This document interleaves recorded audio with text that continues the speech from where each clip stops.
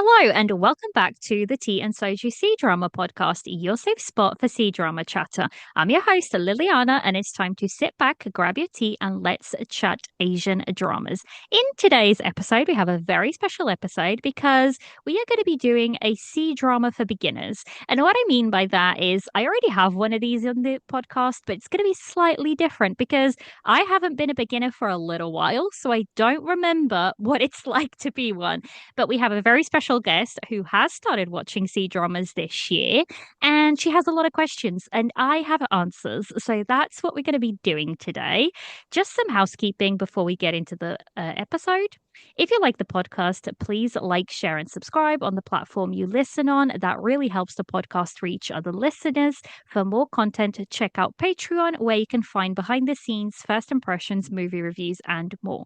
Finally, if you would like to chat to me or find a community, check out Discord, Instagram, and other socials. The link will be in the episode notes. So, we have Laura joining us today. So, Laura, would you like to say hi and go ahead and introduce yourself?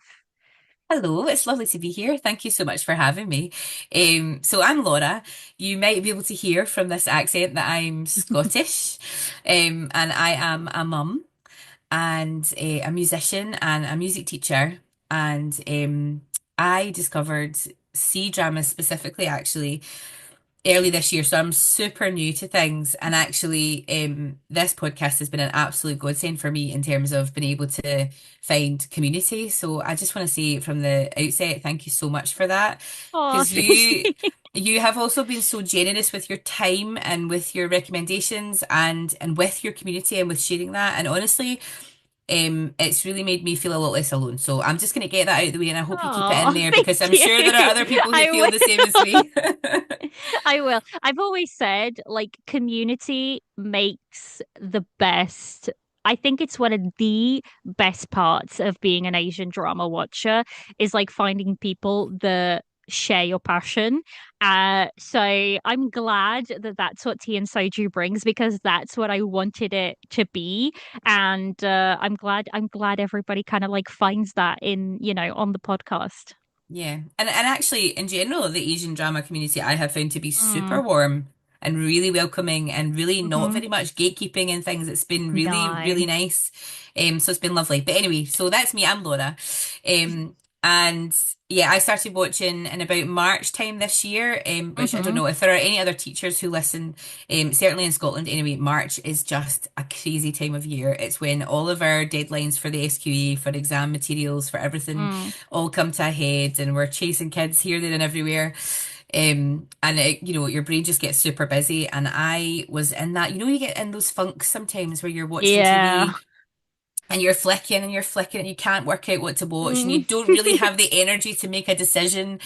So I was like, I had been doing that for like nights and then just ended up doom scrolling, as you do on TikTok or Yeah, whatever oh my else. God, I am terrible for Oh, I am terrible. I'm gonna put this out here on the podcast and shame myself a little bit. I have literally had to put a time locker on the TikTok app because I will go in, I will, just what it feels like I've just watched three videos. I come back out and it's been 2 hours and I'm yeah. like, what the heck just happened? So So I easy absolutely done. get it. Yeah, I absolutely Yeah. get it. But yeah, so I was like flicking through things on Netflix and I'd left the Netflix app open for so long that whatever my cursor was hovering over, I just, you know how it just automatically Yes, starts? tarts. Yeah. And it happened to be amidst a snowstorm of love, which Oh, I think I'm pretty lucky in terms of that being my first that's one, such a good actually. drama. Yeah. Yeah. So, Yeah. it just started and at the time it was like easier just to watch it than to like turn it off and choose something else. So I was like, why not? I'll give this a bash. Mm. And before I knew it was totally hooked and also like never thought I would get really interested in like a love story about snooker. But there we go. And before I knew it, I was like, I was fully invested Mm. and totally got the bug. And I think for me as well, it's actually it really helps me to kind of switch off. I don't know if I think it's maybe something to do with the subtitles and having to concentrate Mm. on reading the subtitles that it kind of just clears my brain of anything else. And So I think it's also because it's so different to what you're used to watching that it makes your brain kind of like tune in Yeah. and try and figure out what's happening. Because like with a Western show, there won't be, even if it's like an American show for, Brits, you still know the context. Like if they talk about World War I or you know what's happening, right? Or if something, I don't know, something that's very common in the West, you would just automatically know. Whereas if it's a K drama or a C drama, wherever it is, you don't know. Like you don't have the No, yeah. context. So yeah, it makes your brain kind of like pay more attention, I But think. it's nice too, because I feel like I've learned a lot, even just Oh, from you sort of do. tuning into this kind of thing. And obviously, I still don't know everything, but like I feel like I am growing in my understanding and knowledge, and Mm. I'll pick things up now that I maybe wouldn't have in March, Oh yeah. just because you get into the rhythm of it. But yeah, so that was me, and and after that, I was absolutely hooked. So I have watched pretty much exclusively C dramas since then, with a few K dramas thrown Yeah, I in. was gonna say you've started dipping into the K I drama have, world yeah, which I now, think is a haven't you? slippery slope, probably. But Yeah, yeah. So I actually ended up starting with C dramas, and then I watched C dramas for a little while. I dipped into K dramas, and then I watched just K dramas for like a full on year. And then I went back to C dramas, and that's when I like and then for a couple of years, I was pretty much like even with C dramas and K dramas that I was watching throughout the year. But I think the more obviously now with the podcast, my focus is just like C dramas most of the time, but I do actually watch a few K dramas as well. Um, they're just not.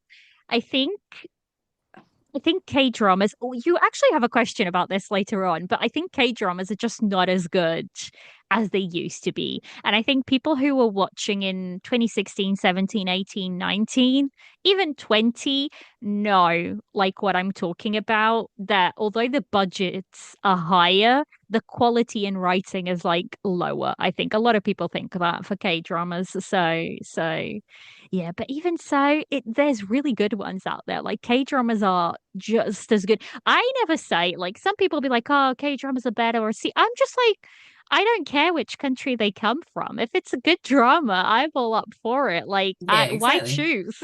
No, Why don't choose? limit I'll have it yourself. all. I'll have it all. So yeah. So, what are some of your, as of right now, what are some of like your favorites that you've watched? So I was having to think about this because I knew you would ask me this question.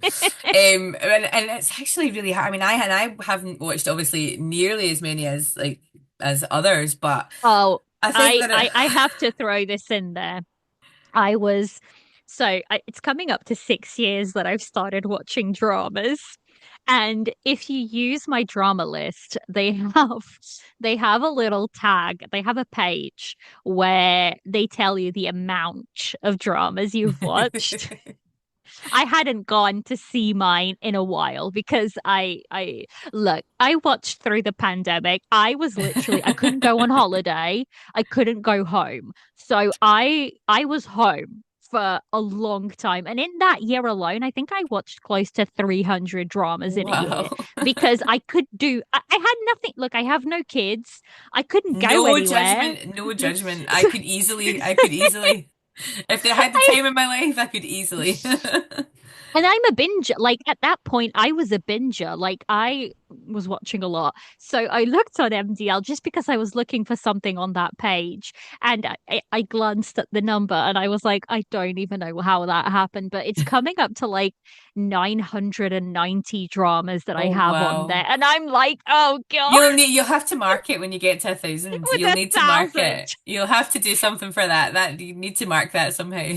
It wouldn't surprise me that I get to that by the end of the year, to be honest. But still, it's just like it feels crazy. I am gonna record like an end of year episode, and I reckon I'll reach 1,000 by then. Because like that includes like mini dramas. It includes Yeah. everything that you've ever watched. So that's a lot.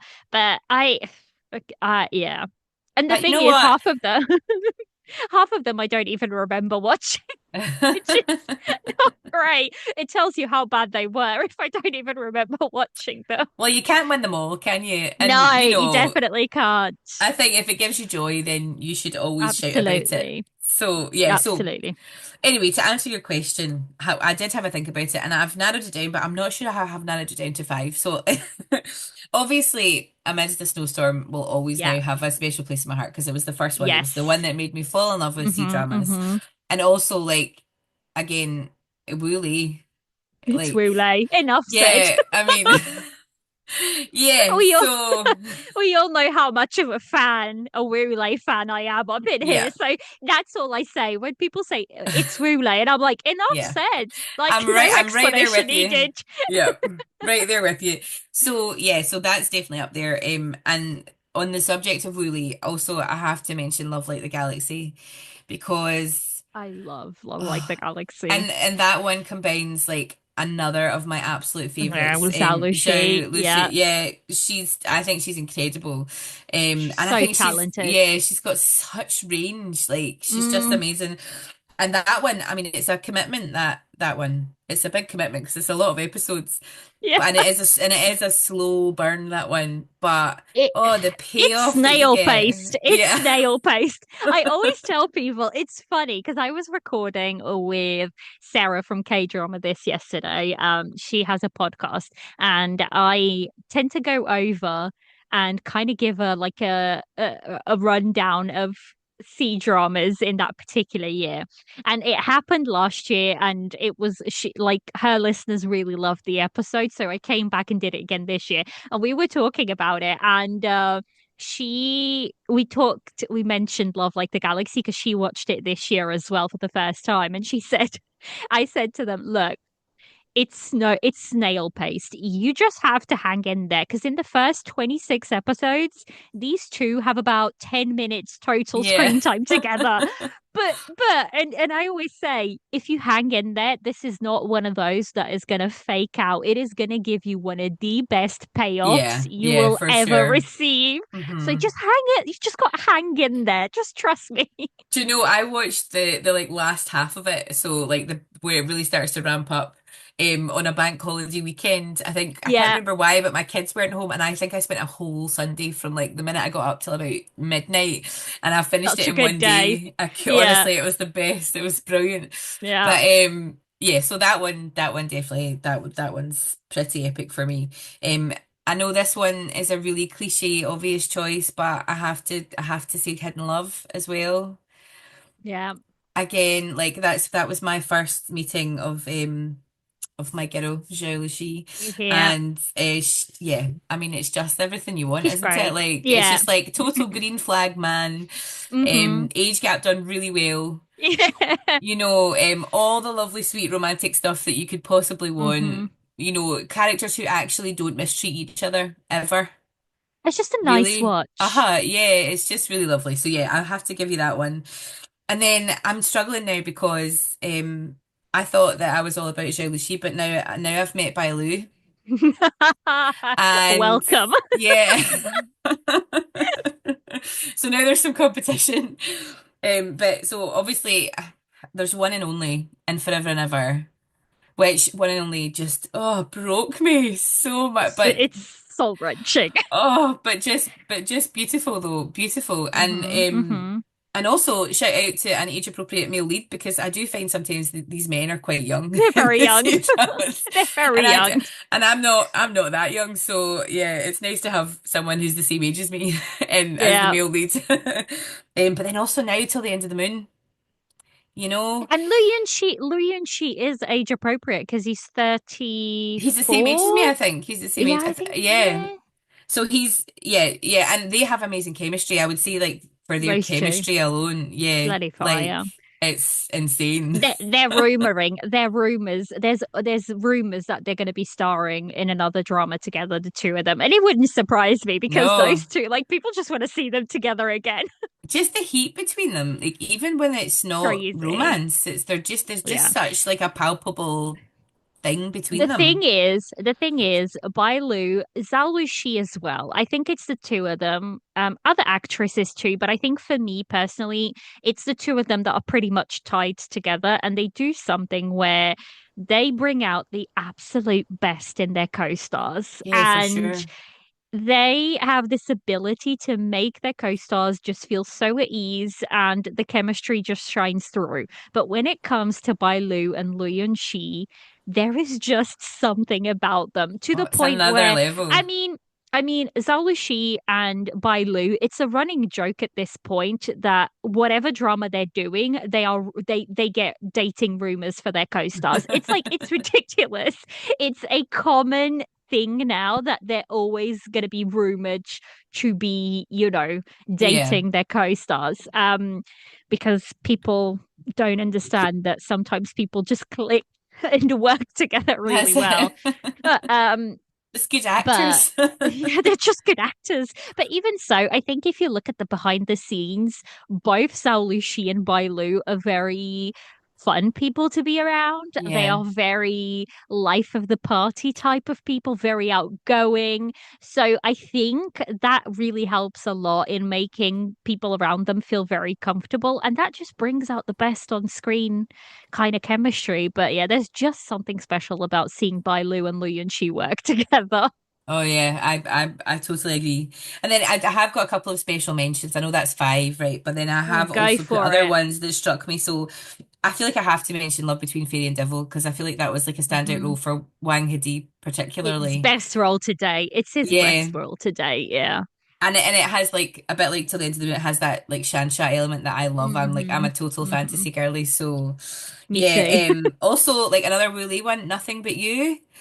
Because Yes, I really like that one. I really like Zhao Yutong as an actress. Yeah, I think she's she's really brilliant actress. understated and lovely, and I don't think she gets as much credit or roles as she deserves. She Every time there's a drama with her, I always toot it because she's an actress that I really, really enjoy. And I feel like she's so incredibly underrated. Maybe Hmm. because I don't know if she's actually slightly older. Yeah, I think she is. She Well, is older. I slightly think she's older. like younger than me, but Yeah, yeah. But I mean for like, C-drama oh, lands. yeah, for Cdrama Land. So I think, and the dramas she tends to do are not what you'd call mainstream dramas Yeah, type of yeah, situation. They tend to deal with other stuff, but I really, really like her. I think her dramas tend to be a lot of fun, and if it's Zuyatong, I tend to be like, oh yeah, I'll check that out. So yeah. yeah, I agree. Because Very actually, underrated. also thinking about her, another one that was lovely, I really enjoyed with her, and it was Will Live in Spring. Yes, and that's like a very mature kind Quite of grown up, drama. yeah. Hmm. But I Hmm. feel for me as an older person, I'm not old, but you know what I mean? Like, as not in my 20s anymore, like Yeah. it's nice to have that more grown up love story to sort of relate to, isn't Hmm. it? Hmm. So yeah. Yeah. No. So I mean I could Yeah. talk forever about ones that I Yeah, liked. there's There so weren't many. there haven't been many that I didn't like. I could probably can only think of like two that at the end of it I was kind of like, oh, Which maybe I ones? wasted. Which ones? Okay, so My Sunshine, have you watched that? Oh, you could have asked me. I would have told you not to watch it. Yeah. Oh, terrible, terrible Terrible. wigs, terrible Yes. wigs. Just Yes. some really dodgy subject matter, relationship Yeah. wise. Like a Yes. totally rubbish female lead, just with no gumption, no Mm-hmm. nothing about her. Mm-hmm. Yeah, and really cheaply made. I Hated felt. it. I Yeah, I dropped that was. one. I didn't even finish it. I was like, no. I think it was only the third one that I watched, so I was still very much in that I Yeah, must yeah, finish yeah. everything that I Must start. finish mood. But and then the other one was which I started out kind of like at points I liked it, but by the end I was like, I feel I've just wasted my time. Was and Mm. I hope I don't get hate for saying this, but Meteor Garden. Oh, no, that's normal. Like a lot of people, because like we know that story is toxic. Like that is Yeah. not. And I then think the Meteor. ending. Yeah. So weird. So I bizarre. have. I have not watched it because I've watched the Thai version because there's literally so you have the Korean version which is Boys Over Flowers. I Hmm. believe the original is Japanese and then you have the Thai remake which is F4 Thailand and then you have Meteor Garden which is a Chinese version. And I think there's a lot of love for that specific one because it was a lot of people's first Chinese drama. So I Yeah. think that's why it's special. But if we really sit down and talk about it, we can all understand that it's not a quid pro quo, good Yeah. storyline. So there's a lot of wrong things with it, I think. After I watched it and then I did a little video on my TikTok about it and loads of people said, "Oh, you should watch Boys Over Flowers." But at the time I was like, I actually just think I need a break from the whole story because I'm at the moment I'm like so mad that I spent 50 odd episodes and that's what I got at the end. Yeah, yeah. Boys So Over yeah. Flowers, I think, is shorter. And I think it was like a really big cultural phenomenon when it was out and a lot of people watched it. Again, it was a lot of people's first K-drama. I did not watch it, and it was funny because a friend of mine, I believe it was her first K-drama back in the day. And she has said now she's tried to rewatch it and she can't. So because I think we've changed a lot as people and as Hmm. like audience. Obviously, when she watched it, I think she said when she watched it, she was 15 or something. Or maybe younger, because I went to college with her, so I've known her for a very long time. And so she said she'd started watching Asian dramas back in her college days, which was when she and I were friends. I had no idea that this was a thing back then. So, it was her little thing, but she never said anything. But I think she said Boys Over Flowers was the first one. And now in her 30s, she just can't. She says it has like a soft spot for her, but she can't Yeah. do it Can't bring anymore. herself. I No. know. I think it's even like as you watch more performances and things, because I feel the same way about like an example as you were talking, I was thinking about was is Yang Yang. So the first few things that I watched him in, I was like, oh, I quite like him. He's quite handsome, like it's quite swooned over him a wee bit. But Yeah. as I've watched more things and as I've watched other actors, like I'm realizing like I actually don't think I like him that much. I think he's a bit Mm-mm. wooden. I think he like enjoys his own performance a bit too much. Like I always get a sense from him that I feel like he's looking in the mirror while he's saying his lines. Mm-mm. I think the thing is, I think with him, he can do I'm known for not being a Yang Yang fan. I will crap on Yang Yang constantly because I think he is very wooden. He is Yeah. very one note. The thing Hmm. for me is, I don't think Yang Yang suits romance. I don't think he Yeah. does. Because if you watch Yang Yang in something like The King's Avatar, for example, which is kind of like he plays the male lead who is a gamer, and it's kind Hmm. of like that world he does actually do pretty well in those sort of roles, but I just don't think he's romance male lead material. Hmm. But it's what he gets casted to do. But I think it's a running joke at this point. There are people who are fans of him, and more power to you. We don't yuck on anybody's yum No. over here. Each to their own. But I think it is a bit of a running joke amongst watchers that he's Hmm. not necessarily a good actor. But look, also, he gets paid a lot of money to do these and he keeps getting roles. So something must be working for Yeah. him. I mean, he is nice to look at, to be fair. Yeah, He's got he is lovely very posture. pretty. Yeah, he He's is very. got like I think the straightest back I've ever seen in my life. It's just his shoulders are I like think he's always a perfect. model. I think he started off as a model. I might be wrong, but I believe he started off as a model. That's why he's probably like checking, He that gets all his was, angles. yeah, yeah, he gets all his angles right. But Yeah. um right, shall we get into your questions? Sure. Will we just go through So, in order, or how do you want to do this? yeah, you can absolutely go through them all in order. So Laura has come up with a bunch of questions, and we're just going to go through her list and we're going to go back and forth. And, that's going to be the episode. So, Laura, go ahead, take it away. What's your first question? So I was just trying to think, like, of all the things that before I found the podcast, all the things I'd wanted to ask someone and couldn't. Hmm. So in no particular order. So for first of all, what are the best platforms do you think for sort of up-to-date viewing of dramas? And then do you have a favorite platform to watch and then why? So there's the answer to this question is there's the international platforms and there's like the Chinese platforms. What I mean by international platforms is you've got Viki and Netflix and Amazon Prime, and they buy distribution rights for Chinese dramas. But if we're talking about Chinese platforms, we will talk about four because those are the major players in the game. So you have Tencent, you have iQIYI, you have Yoku, and you have Mango TV. Now, Tencent, and I think I put these facts down because I always say, look, China does not need international fans, but I don't think we grasp that. Tencent is the 10th most valuable global brand in 2024, and the most valuable Chinese brand. Its brand value, and like this is just Tencent, its brand value is $135.2 billion. That's wild. So that puts into perspective how big Tencent is. And when we speak about Tencent, we speak about Tencent, the drama company, we speak about movies, we speak about games, we speak about, animations. It's a whole conglomerate of a lot of things. And a lot of these other platforms are owned by conglomerates. So they have a lot of money. Mhm. So iQIYI is owned by Baidu, which is also a huge Chinese company. Yoku is owned by Alibaba. And Alibaba was actually ranked in the top 10 for e-commerce um, platforms. And in 2022, it earned $780 billion in revenue. Oh my gosh.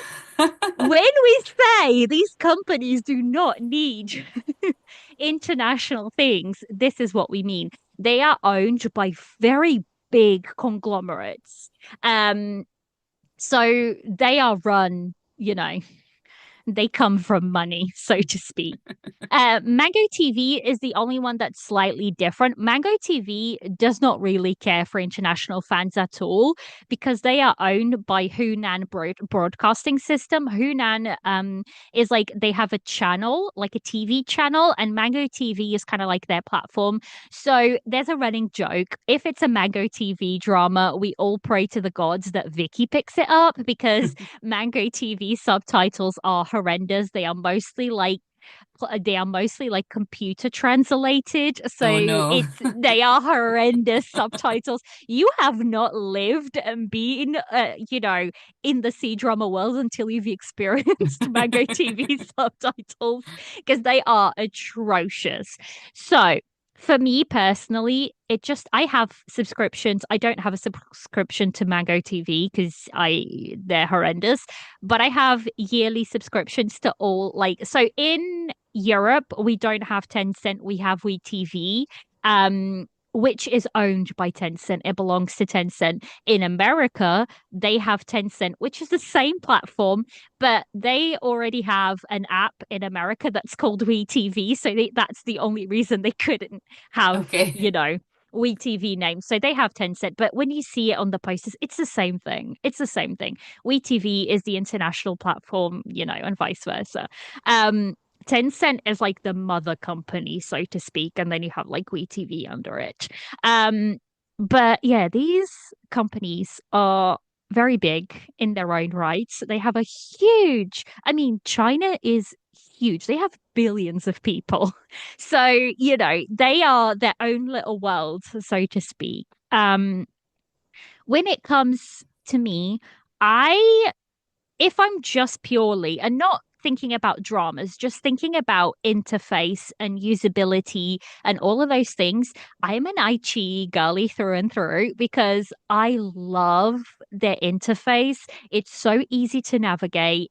You can get it pretty much everywhere. You can get it on your Samsung TVs nowadays. A lot of TVs carry iQIYI. You can get it on a what's Amazon Prime Stick. You can get it, on a bunch of things. So in terms of accessibility, it's one of the better ones, I think. And I just like it. I just like the interface. It's very easy to use. Um, but if it's for beginners, what I always say is now I can be a little bit Viki is expensive. Like Viki is a little bit expensive. Netflix is even more expensive. I only have Netflix like a couple of months out of the year. I don't have it all the time because for C dramas, they're not that, they get a Mm. couple of C dramas here and there, but they're not the best thing out there. Vicky is the best because Vicky will get dramas from all of these platforms. So the difference is, whereas, say, Netflix, right, with a K drama, they will get, so in K dramas, you have MBC, you have TVN, you have all of these TV channels that are Korean TV channels, right? And they produce the dramas and whatnot. And Netflix kind of buys them or throws money into them and airs them and whatnot. But with Chinese dramas, Tencent will produce and distribute their dramas. Aichi will produce and distribute their dramas, and so will Yoku and whatnot. So the thing you have on Viki that's good is you can have dramas from all the platforms because they will just buy the distribution rights and have them on their platform. So I think if you're a startup, so to speak, and you want to get through a lot of the older dramas, Viki is actually a really good place. Even Amazon Prime, if you have Amazon, honestly, check out Prime. They have a lot of Chinese dramas on there, and I don't think people realize quite how many, even K dramas and Japanese dramas as well. There's a lot on Amazon Prime. So, and that is great because if you already pay for Amazon Prime, you get it, in your subscription. So, and the ads aren't too bad because now you have to pay your bloody ads in Amazon Prime, but they aren't Oh. too bad.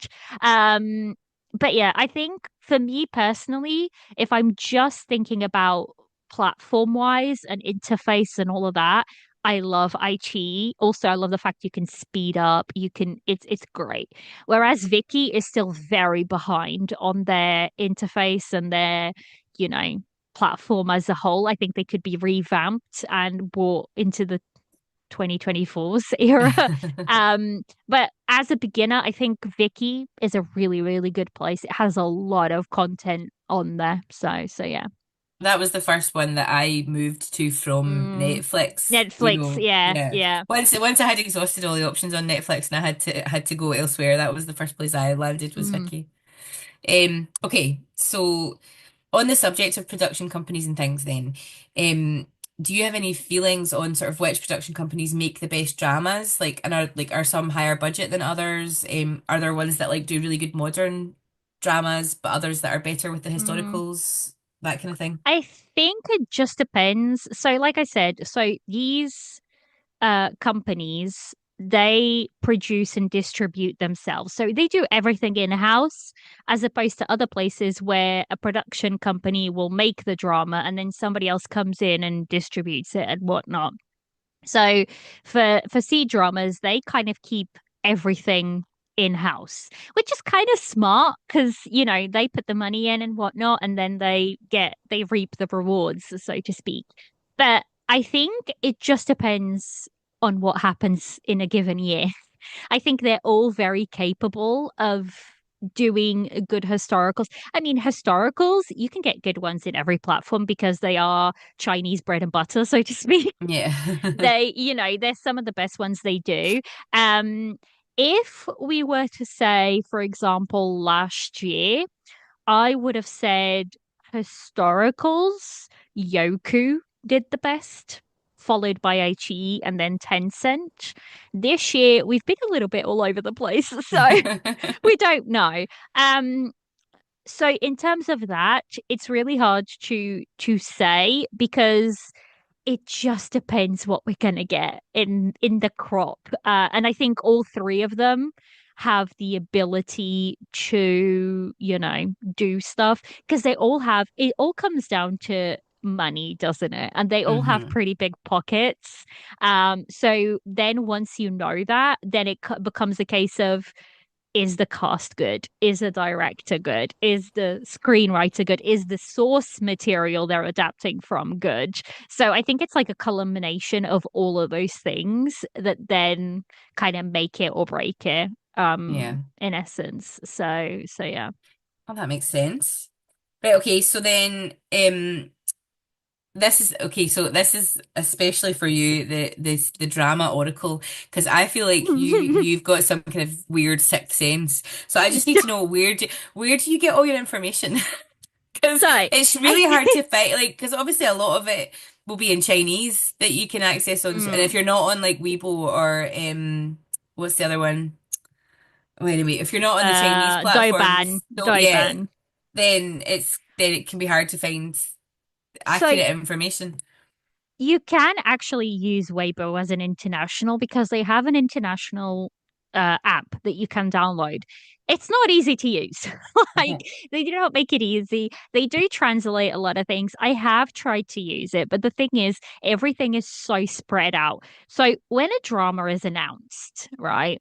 They will announce the very first thing they'll announce, there'll be rumors. And I don't know how these rumors get started. Like, I have no clue how they must have insiders and eyes everywhere because rumors start to float. And the first thing that it'll be this drama's getting adapted, rumored cast, so and so. And then once that happens, it'll go to official cast announcement, which tends to be like a small poster. And once that happens, you tend to have like what they call a booting ceremony, which is all the cast with the camera and whatnot. And this is So them I've saying, seen some of those like yeah, on YouTube and things, yeah. yeah. So that's them saying, we've started filming. And then at the end, they'll have a closing ceremony, which is them again, flowers in hand. And this is them saying, we finished filming. Now, these, when they're announced, each drama actually creates a account on Weibo, and it's really fun because they will have an account for the drama, and then if they really want to push the drama, and if it's like a big budget drama, even the characters themselves will have Weibo pages, and they're like, because Weibo is kind of like similar to Twitter, and they will like post as their characters and everything. It's a lot of fun to kind of like see. Now, I don't speak Chinese. I don't, one day, I'm working on it. I don't speak Chinese, and I don't read Chinese. So we have beautiful fans that do the work for us, and they translate everything. And I have to give a shout out. My favorite account to follow is Cdrama Potato on X, Twitter, whatever. I really want to leave Twitter. The only reason I don't is this account because Yeah. this is the account. Like, I don't really go and scroll on Twitter anymore, but I have my notifications turned on. So every time this account posts, I get a notification through. And the reason why is they do God's work, and everything that happens on Weibo because not only do the actors themselves have their own accounts, but then their management teams will have accounts, and they will share video shoots, they will share photos, they will share everything and anything. And this account, C Drama Potato, will only post confirmed stuff, which is really important because there's always rumored dates everywhere. And so they will post as soon as anything is posted on Weibo and whatnot, they will update their Twitter. Like, their Twitter is constantly being updated on actor updates, on actress updates, on, drama updates, booting ceremonies, closing ceremonies, when dramas get their distribution licenses, they will update. So they are the best for confirmed updates. So that's where I get most of my info, is this one account, because they're really good. Now, I don't have a sixth sense. I've just become really good at like telling when they're coming. The reason is there will be rumored dates. And the way you can tell if a rumor date is going to become a reality or not is by the amount of pushing the platform is doing. If you see that the platform is starting to share teasers, if they're starting to share new posters, if they're starting to share anything behind the scenes, you know that drama is going to come very soon. Unless it's around a festival, if it's like Lunar New Year, all the dramas post stuff then. Don't take any of that into account. If it's But around like the American Super Bowl, all the exactly. yeah. So if it's around like certain like festivals, all the dramas will share new stuff.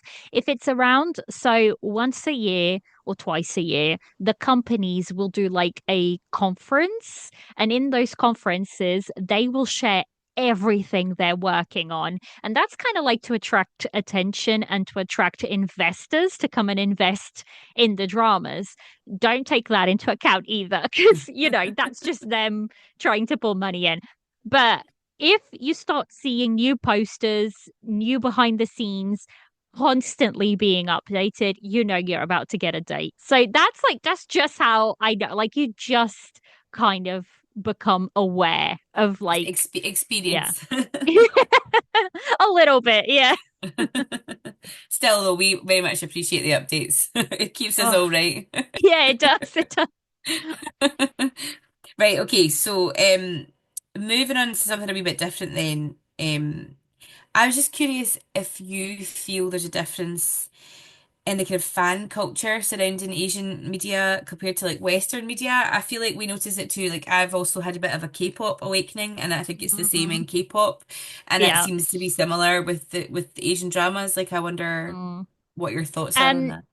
I think there's a very different fan culture in the sense that I think they make it that way because they are geared towards fans. There is such a thing as fan service and they do it very well.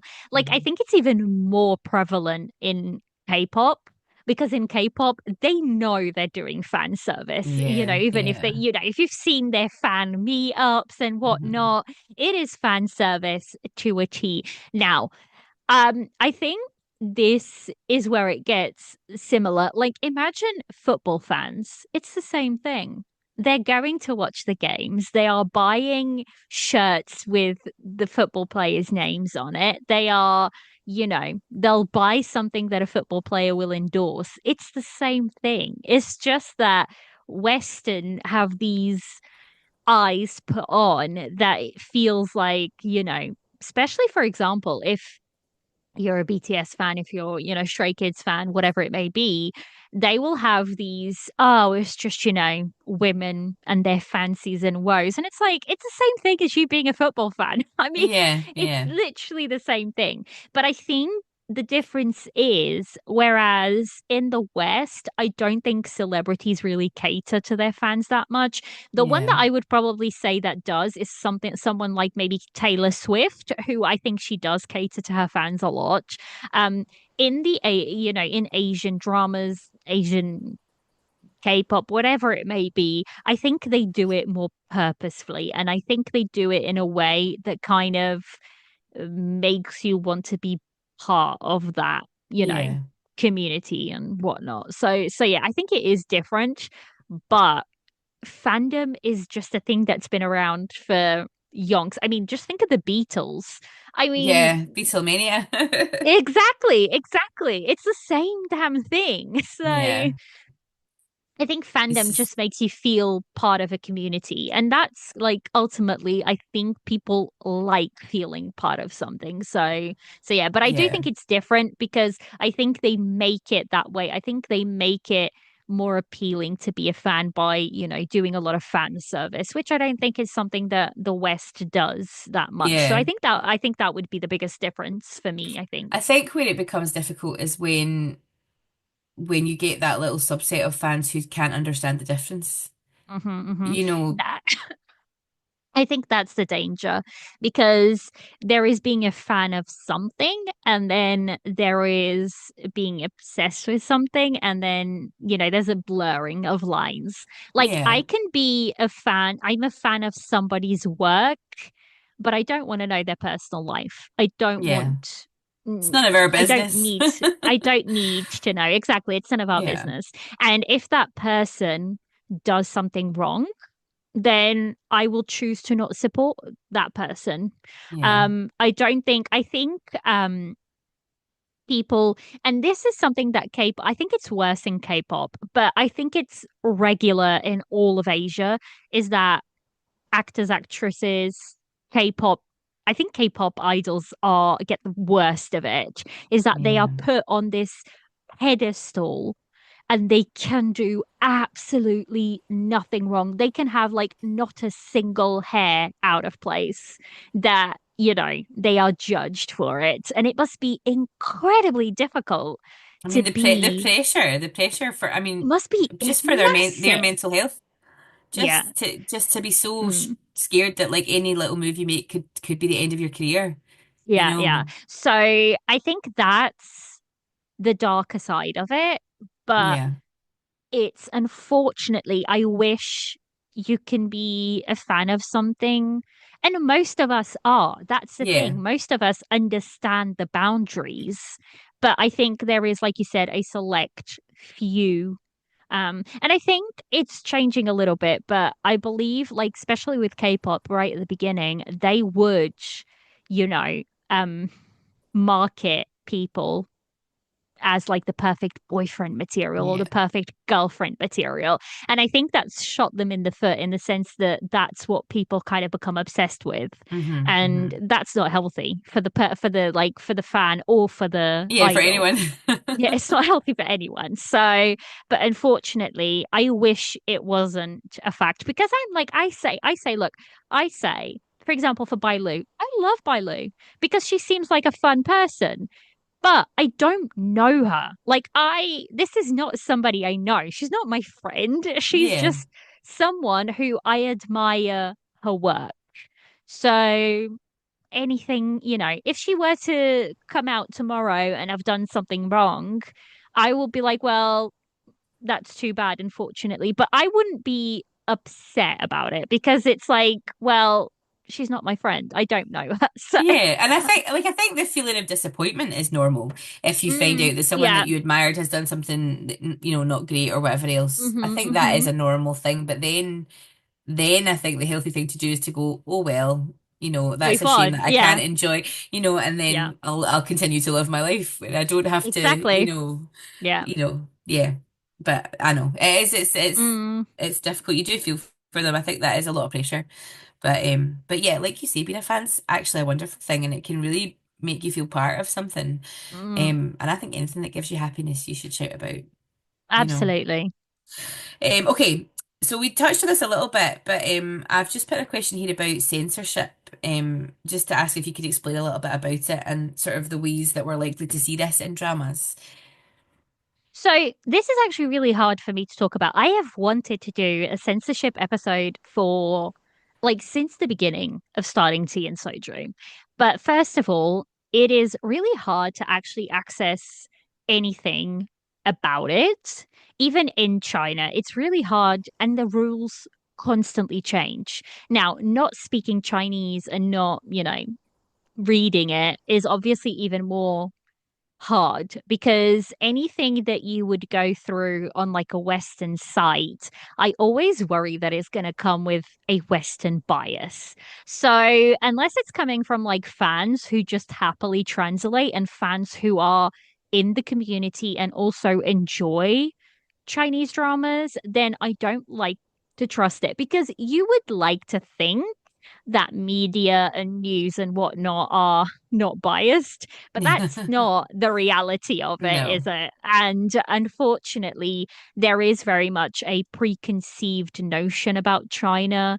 And, you know, whenever people translate that are not in this fandom, I feel like they can probably, be very biased about it. Hmm. Now, like I said, with censorship, it's very, very difficult. Basically, every drama that is produced and that is going to air in China has to pass censorship. And by censorship, that's just the way it is. It's their prerogative. Look, I'm not here to judge.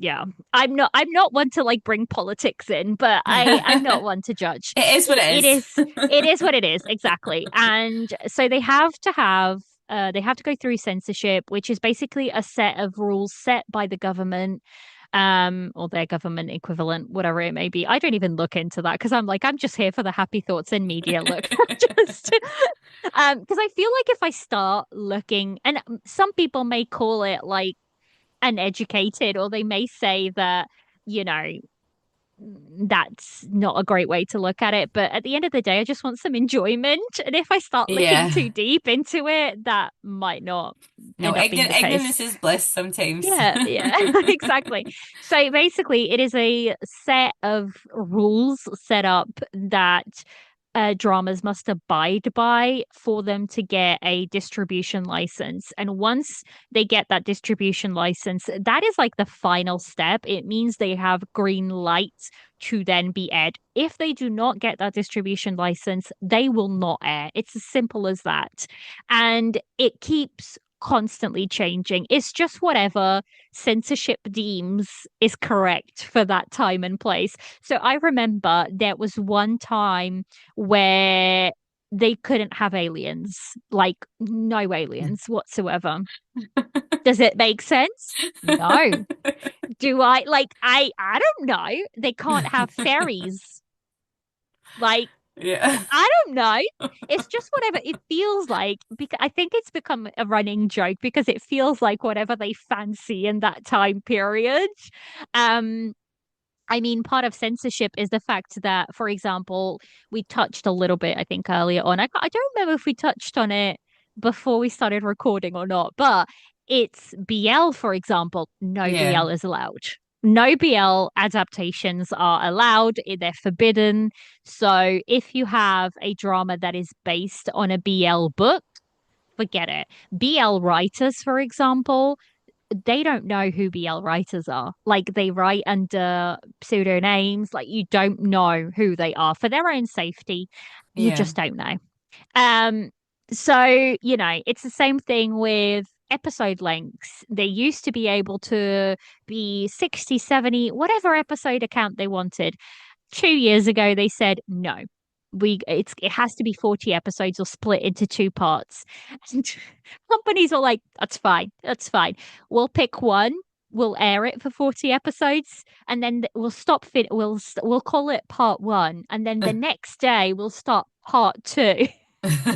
And then they came in and they were like, no, no, no, no, you can't do that anymore. So now it has to be under 40 episodes. If it's more than 40 episodes, they have to air 1 year apart from each other. So It's really arbitrary too. Like why? What's the need for that?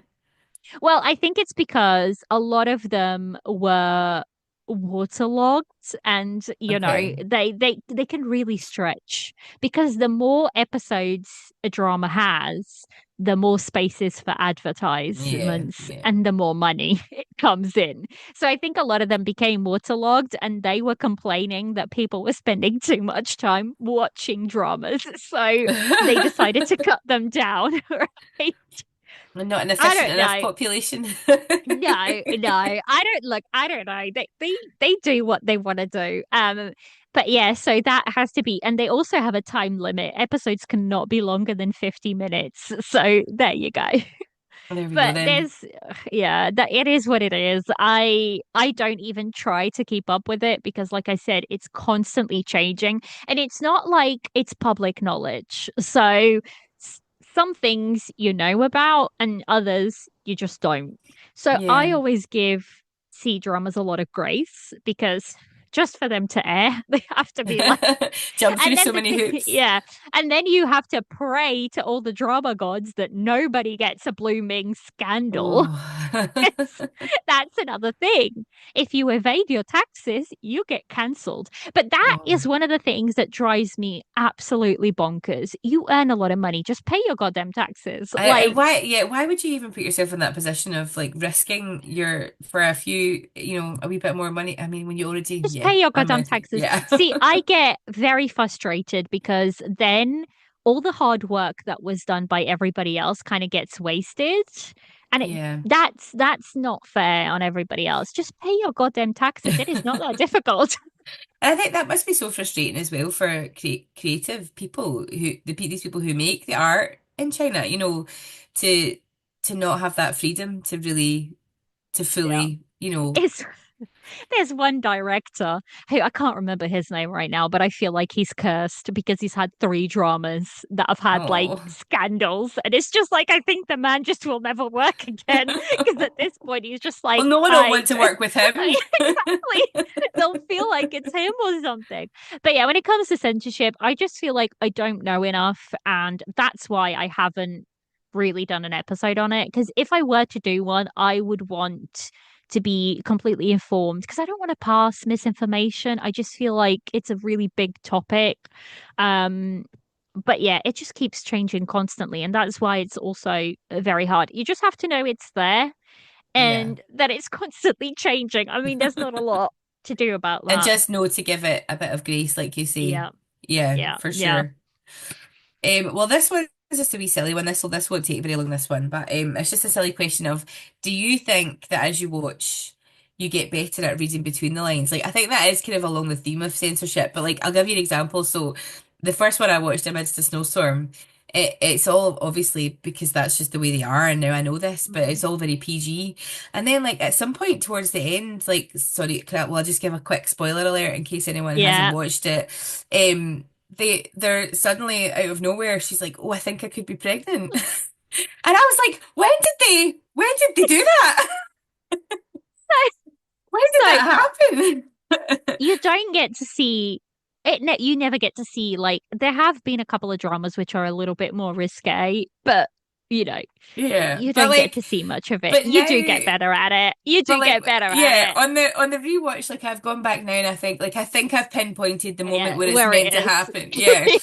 Yeah. But it's subtle, so I think as a Western watcher, that's been an interesting thing. Like, and I think I'm definitely picking up like subtle Yeah, you cues do. better now. You do. Yeah, I do. yeah, I think it's because in the West, we're used to like sometimes episode one and they're on the bed, yeah. sleeping together. Which now I find quite jarring. I'm like, oh my goodness, Yeah. can't like. I went back. I think I was watching Maxton Hall, which I This is adored. Freaking The adored. German one. Yes, yes, yes. I did a review with it with Jess and Becky, and the three of us will absolutely be back for season two because they've wrapped up, and I can't wait for that to air. I've even got the books and everything. It's very exciting. But it's just like it's the type of thing that is just crack. It's not great, but it's just. Um but they have a very, very, very open sex scene. And I was like, oh my God, what is even happening? Because I'm just so not used to it Yeah, anymore. you become So, desensitized. yeah, you do. Yeah, absolutely. Okay, okay, let's move it on then because I feel like I could talk for hours, but you probably have a life to live. Oh, it's fine. It's fine. I've already thought this is going to be a long one. I don't mind. People are used to long episodes from me, so it Yeah. doesn't bother me. It's quite nice. I actually feel like I'm listening to a podcast episode as you're As talking. you're It's like talking. it's weird. Right, okay. So, yes, could you explain a little bit about the different types of drama? So like in the beginning I found it all quite confusing, people talking about like Hmm. an idol drama or a melodrama or all these different sort of types and sort of genre of drama, and still some of them I'm like not quite sure what Hmm. category to place things into. So even just an overview. So with idol dramas, I think they're more popular, or it's a term that's more popular for K dramas, I think, more so than C dramas, because K dramas, what you'd really consider an idol drama would be where a K-pop idol will come and do dramas. So you'd Mhm. assume that's an Well, that idol makes it, yeah, drama. that makes sense. Yeah. But I think the term is like more about a younger cast that have like a really large following themselves. And they are tend to be sometimes not trained in acting or anything like that. And they kind of stumble, I say stumble, they kind of go into dramas through the door of maybe singing or something like that, Hmm. if that makes sense, where they're very popular in the area that they do, and then they kind of, you know, do that bridge into dramas. But I think it's way more in K-pop that K-pop into K-dramas that Yeah. sort of happens. But I think when you're talking about, so that's, I just think like idol dramas is just like a term that's used for that. It's not necessarily, whereas with melodrama, that is like just a genre of dramas. Um, so melodrama tends to be dramas that are like over the top. They're supposed to like hit you with really big emotions that make you, you know, cry or something like that. So something like, for example, Till the End of the Moon, you could classify that. That is a xianxia at heart, which, you know, Yeah. xianxia is just high. I would describe it as high fantasy, but it's very Chinese because it's their mythology, their, Yeah. you know, background, so to speak. But I would classify it when I try to explain it, I just say, look, it's very similar to like very high fantasy in the West. Um, that is a genre, right? So, but Till the End of the Moon, for example, that could be classified as a melodrama because it's tragedy Yeah. central constantly. But It's you a know, ride for it sure. yeah, it is. So, yeah, you have like it's just genres. You have like wuxia, which tends to be like heroes kind of traveling and fighting through the world. You have your historicals, your romances. It's just like umbrella terms for the Yeah. type of dramas that they are, I think. Yeah.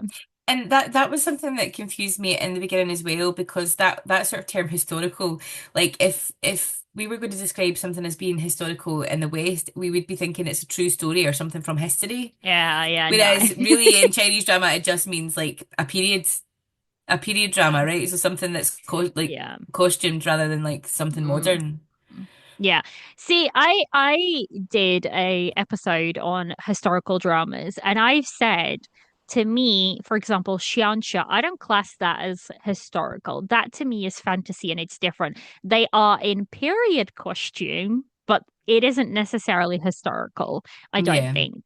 Um, you know, and then you have like your true historicals, which is I think like your more politic, like Love Like the Galaxy, for example, that's a Yeah. historical. That's a historical.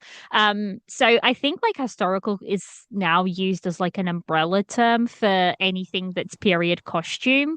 But to me, I personally see it slightly different in my head. I think Yeah. everybody kind of like gets their own. I'm sure there's like the correct definitions out there, but I think it's just like whatever works for you personally is whatever works for you.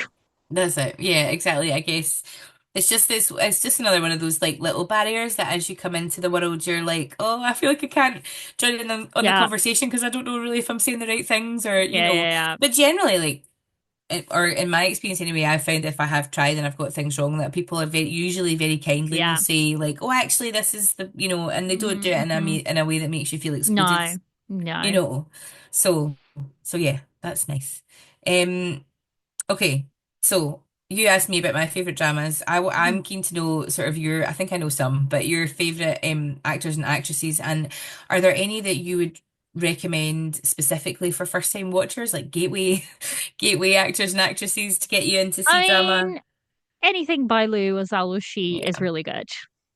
And they do a whole spectrum of dramas. So you can go in and, you know, check anything out. I am very much of the opinion that although I enjoy these actors and actresses, I will not stick around if I'm not enjoying the drama because Mhm. they actors and actresses can be good. They can only be as good as the script will allow them to be, I think.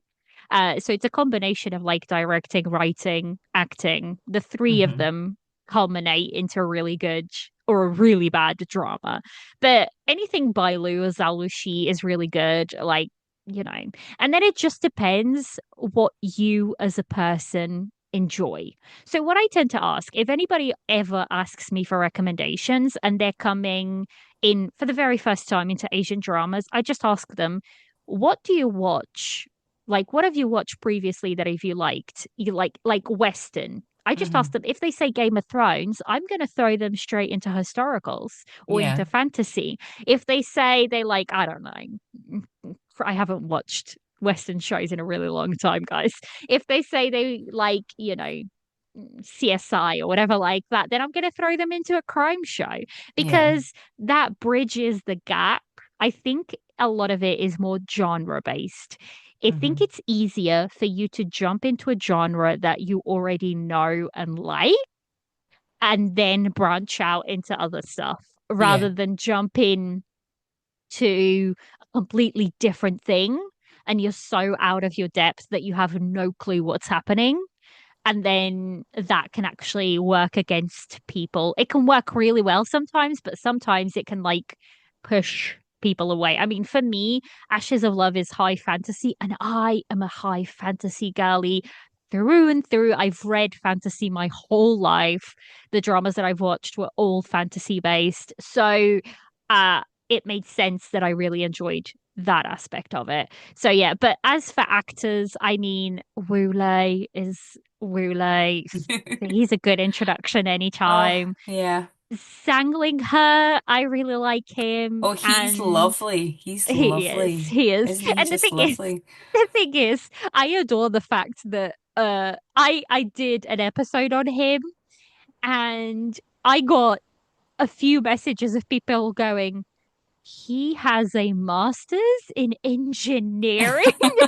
Like, yeah, he does. As if he He's couldn't actually get any really, more perfect. He's also really smart. yeah. And I was like, yeah, the man is really smart. Like, if he wanted to, he could quit acting and he could very easily make a way for himself.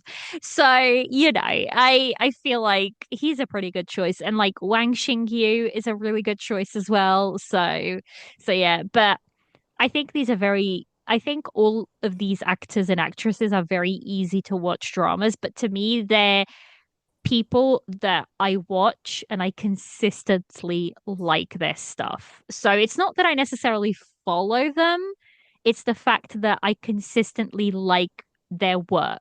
Yeah. So yeah. So whatever maybe they make good choices or yeah, Yeah, yeah, and then yeah. they do well with it within that. Mm, mm-hmm, Okay. Uh So I had a little question just about dubbing because that's mm-hmm, something that's different from watching mm, Western media, mm. this whole element of dubbing. And it isn't really, I don't think you can correct me if I'm wrong, but it also isn't really a thing in K-dramas. It's No, quite a no, it's not. specifically C-drama thing or Chinese Mm-hmm, thing. mm-hmm. So I'm just curious if you know why they do it and So there's a few reasons. One of the big ones is money. not always. So it's always so one of the big reasons is money, and it's that's changing. That is changing. So censorship requires that dramas are in standard Mandarin, and that just makes it easier for everybody to understand it. Because for us as international viewers, it can sound the same, but if you listen regularly, Wang Hedi is a very good example. He has quite a thick accent and he has like Yeah, a very different dialect. So when we say, because to us, people just go, oh, but isn't it all Chinese? And it's like, no, there's very different dialects. Like the way you speak in the North is very different to the way you speak in the South. Like China is a massive country with huge. Yeah, lots of differences. And I think for us in the West, maybe not somebody like in America, like you can go anywhere in America and they all speak English, right? yeah, And you can understand. I think like it's similar to, I don't know, this is going to sound, but like somebody in Scotland who has a very thick accent can be sometimes harder for like, you know, an English yeah. person to And then understand. there are like dialects in Scots that are classed as a Exactly. different language, like we have Exactly. like Doric in Scots and things. So, and you Hmm, think what a hmm. small country Scotland is, and So yet we imagine have that, such, yeah, but imagine that in China. So it becomes very difficult.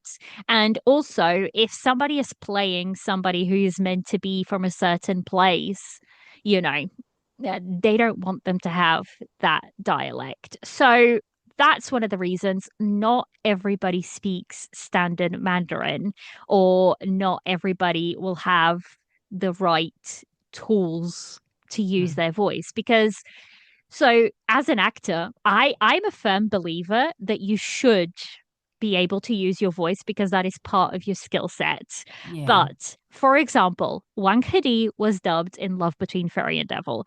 The And I man think he was needed to be. Exactly, because Yeah. he's very young. And Yeah. that's not just a him thing, it's a fact. He's very Hmm. young. It would have been very difficult for him to be able to use his voice in a way that a 30, 40,000-year-old Yeah. character would use. So that's when you come in with a dubbing actor. And these are people that are trained vocally to use their voices in specific ways, to use their tones, to use I don't think dubbers get enough recognition because actors and actresses, they have a whole set behind them of how to help them get into the scene. These Yeah. dubbers are in a little bitty studio and all they have is like the on-screen playing, and I think they're amazing. I think they're Yeah. amazing talented people. um the other reason being, like I said, money. So a lot of these things are filmed. So if it's a historical, there is a very large, it's one of the largest studios in the whole world. And it's called Hengdian World Studios, where there is like 10 studios altogether. And this is where most of the historicals are recorded. You have like the rivers, you have everything, you have mountains. It's beautiful. And you can actually go visit these in China. There's a couple that are open to people.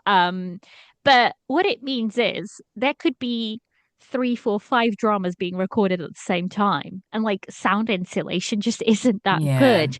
A lot of the time, the audio that you're going to get from, in on set is just not going to be, especially for historicals. It's, you can't have a plane flying No. over, you know, in a historical. And it becomes cheaper to hire a dubber who comes in and does it in one take, in a studio, than have the actor or actress who is in the studio and does it three, four times. It's much, much more expensive to pay for the actor's time than it is for the dubber's Yeah. time, Yeah. realistically speaking. Now, there was actually a change in censorship where they said if you require to be dubbed, then the actor or actress would have to pay for it themselves rather than the company pay for it, because they are of the thought that, actors and actresses should be improving and they should be able to dub themselves, which I kind of agree with. Yeah. They They're should not work wrong. on it. They can get coaches, they can, it is part of their skill set and it's part of the so you have people who mostly dub themselves. Bailu is one of them. Zhao Shi is one of them. Wu Lei tends to dub herself a lot of Yeah. the time.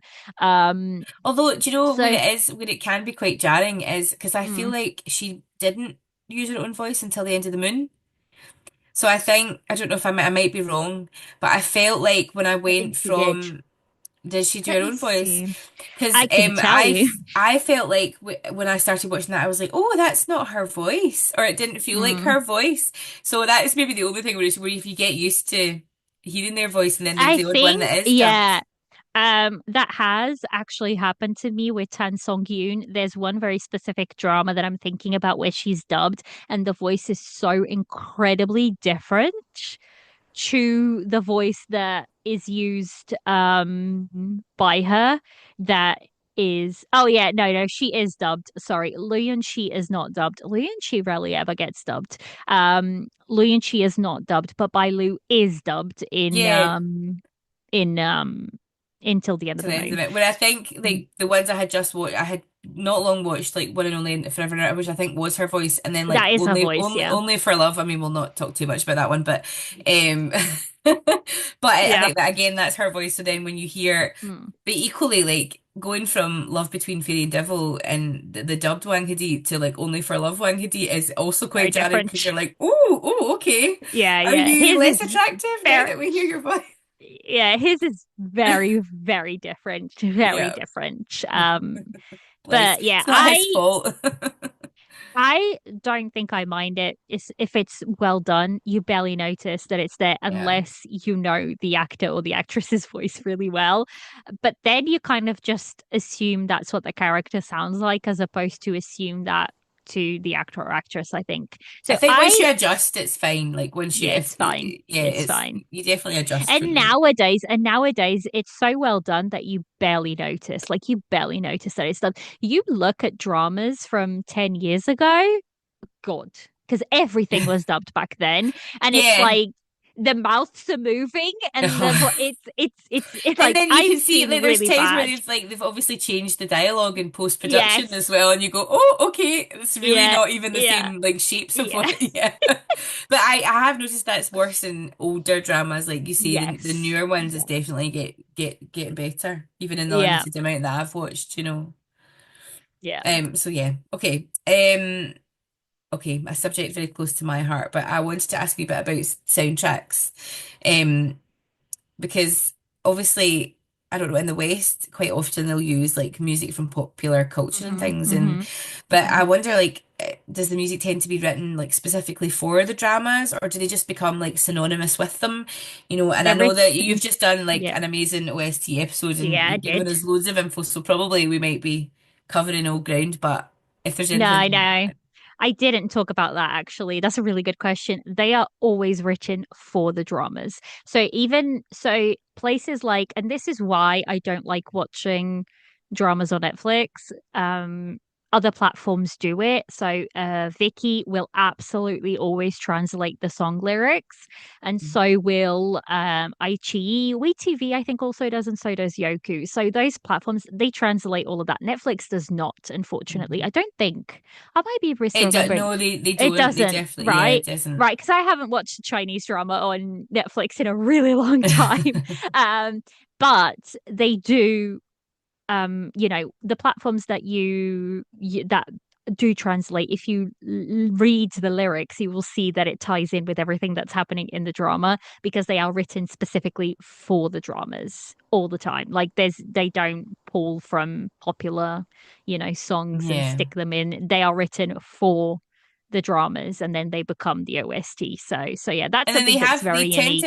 they tend to have meaning, like the lyrics and everything, it all totally fits with the, Hmm, hmm, the parts of the story hmm. and things. So like it Yeah. kind of, it definitely adds value, I think. Yes, I think like OSTs are the unsung, no pun intended, but they are the unsung heroes of a dramas because they really can up a good drama to like a brilliant drama. There's OSTs that I talked about in that episode, like I said, that as soon as I listen to the first chords, I am right there in that Yeah. drama again. And that's a beautiful thing to happen. So yeah, no, in I think K dramas too, actually. I don't think it's just C dramas. I think in K dramas as well they are written for the dramas, but in C dramas, more specifically, they are written with events that are happening in the C drama that like tie everything together. So yeah, Yeah. especially like in historicals. I don't know about moderns. Moderns, I think, differ a little bit, but with historicals, absolutely, they are written, always for the dramas. And actually that leads on to my next question, which is like, are the OST artists, are they a big deal as well? I mean, are they big stars in their own right, or are they Um, like, workers behind the scenes, like a I soundtrack writer would be here?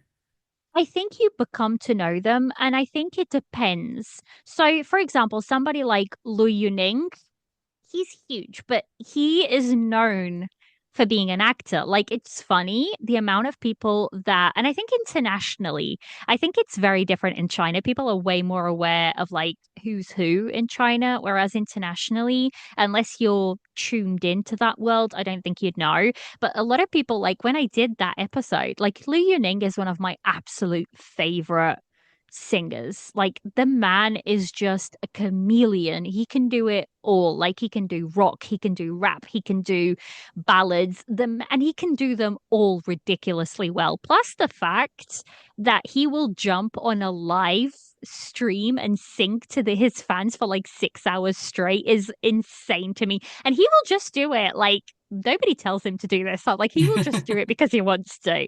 So he's incredibly talented. Every single drama he does, he will write the OST for, and it's always good. If you Lu Yuning, when it's a Lu Yuning OST, you know it's going to be good. Like you just know. So when it comes to people like them, like him, for example, who have dramas, and I did that episode, and the amount of people that were like, I didn't know Lu Yuning sang, and I was like, I oh yes, didn't he either. does. I didn't know Yeah. that. And I was like, oh yeah, and he does it really, really well. Um, so I think they don't get as much attention internationally, but I think in China they absolutely do. I think they are recognized as singers, not necessarily like as OST singers, because these people they will sing.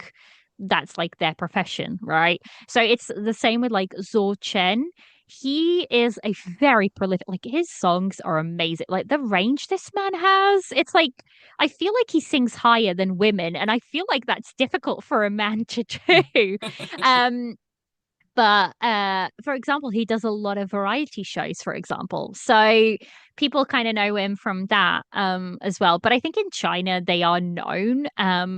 But I don't think internationally they are as well known, I believe. Yeah. And actually, I have wondered too, as I've watched like the actual actors. So are they considered like A-list in China? I mean, I think I probably know the answer about some of them now because like there are some that have now become international big stars, like Zhao Lucy and stuff. In fact, I was chatting to the lady that runs my local Asian supermarket the other Mm-hmm. week when I was in, Mm-hmm. and we got talking about dramas, and I was talking about Zhao Lucy, and she was like, I didn't know she was famous here. Because she's Chinese, she's Yeah, no. Chinese. Yeah, So I was like, yeah, so yeah, but are they big stars there? And I mean, is that like an actor, an huge. aspiring actor over there? Is that what they're aiming for? You know, are I movies a think big thing so. there, or is it all Movies drama? movies are big in China, but I just think internationally we don't know about them Yeah. because they don't make it like overseas. I think movies are very much left in China. Some of them may cross over and we may get to see them over here, but it's like it's quite difficult. It's the same with like even some Korean movies. They don't necessarily get distributed overseas. And also, I think you have a very different set of actors and actresses that do, some actors and actresses do just dramas or they'll just do movies. I think movies tend to be the more serious kind of, situation, but I think you get paid a lot more from dramas. But even saying that, that's not where the real money is. And K dramas is the same. That's not where the real money is. The real money is endorsements. So Oh that's yeah. Yeah. why you see these stars. So you want to make it big in dramas because then you get to endorse things and you get to Mhm. become spokespeople. And that's where the real money is. Like that's where you get the big bucks. So you'll And the see and them the influencing advertising, yeah, you see them advertising toothpaste, or you'll see them like advertising stuff, everyday iced stuff. tea. I've seen like adverts for Wooly, Exactly. Yeah. Wooly advertising iced tea, but yeah. Exactly. So that's where the real money is, I think. Because they get paid a lot to do endorsements. But to get those, you need to make it in either dramas or movies. But Yeah. for example, Zhao Shi and Bai Lu, they don't really do movies, they do dramas. So Yeah. I think it just depends what career path you want to go down, I think. Yeah. So, also, again, this is kind of along a similar vein, but obviously the dramas are super like China or Asia centric. I Mhm. just wonder, I think you've kind of touched on this already, but do you think that there's any desire for them to be worldwide, or do you think that they have no interest in appealing to like For, worldwide audiences? for China, I don't think they care. I don't think Yeah. they give a toss. Like, I think They don't they have to. There's so many people in China. exactly. Like, I mean, yeah. there's billions of people. Their home market is humongous, Yeah. and that's where they focus their efforts, right? But they have also, especially in more recent years, they've become aware that international there is a want and a place for Hmm. them to get money from international fans too.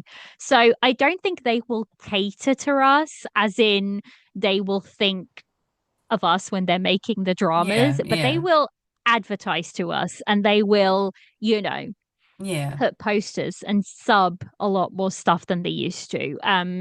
Whereas with K dramas, completely different story. I believe Yeah. K dramas have for me personally, this is a personal opinion, and I think some people will agree, some people will disagree.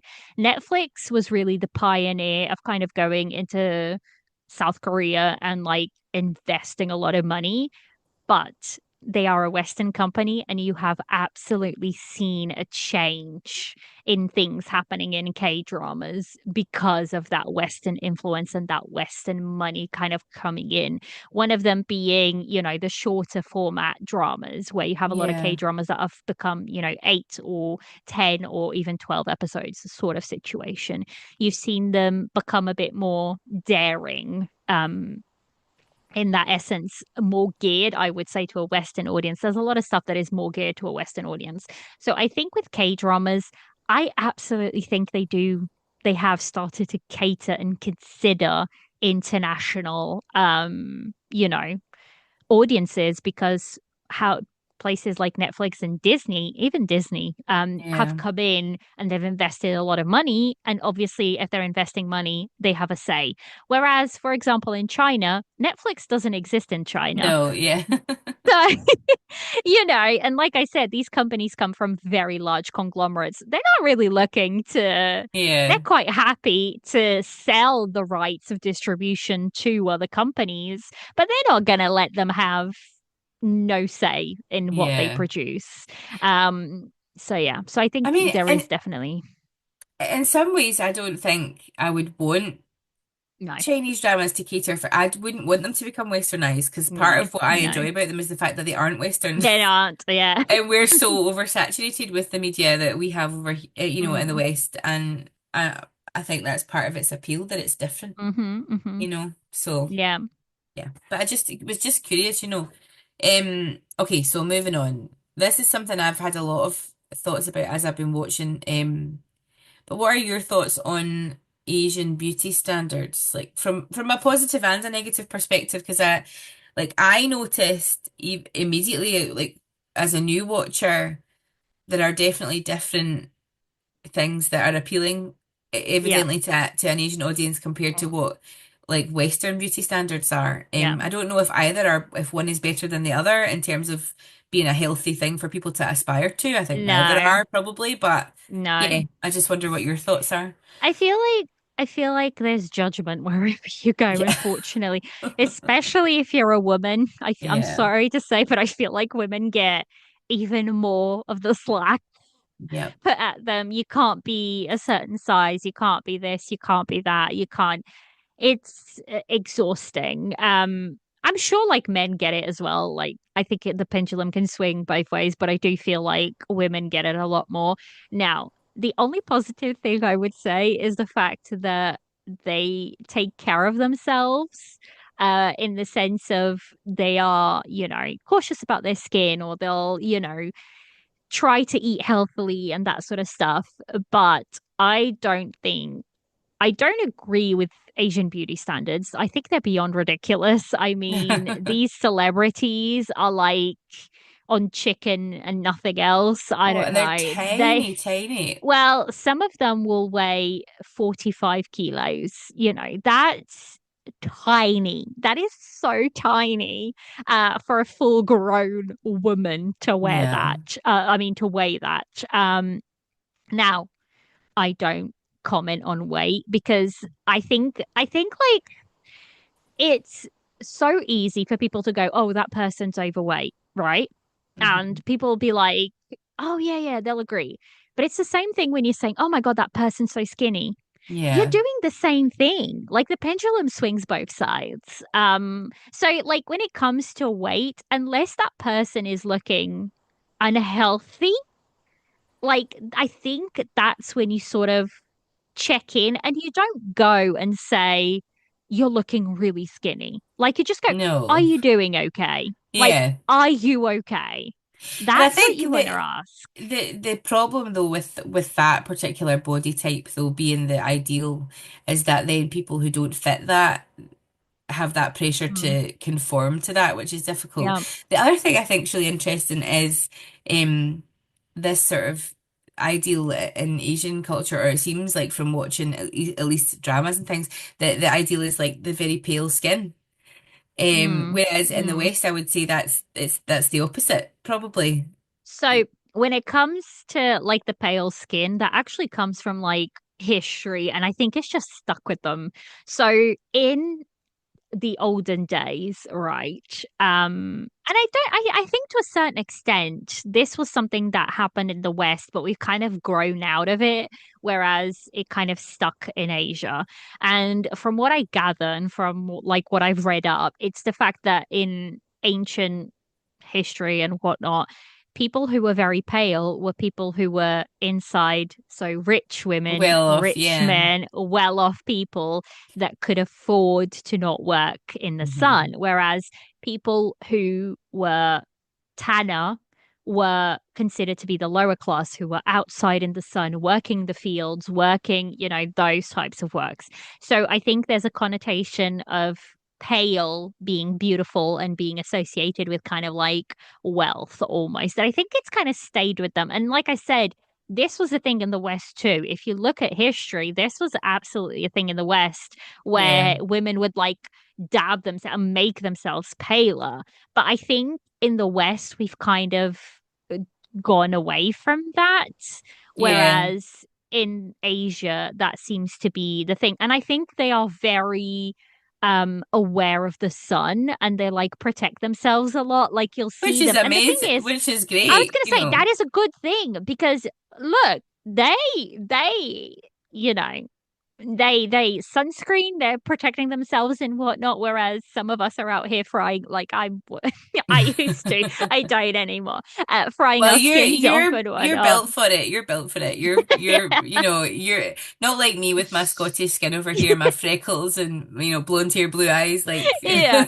Um, but I think they, that is something, like I said, that kind of works in their favor, that they kind of, pay attention to, what goes into their body and that type of situation. And I think overall their diets and whatnot tend to be a very healthy type of eating.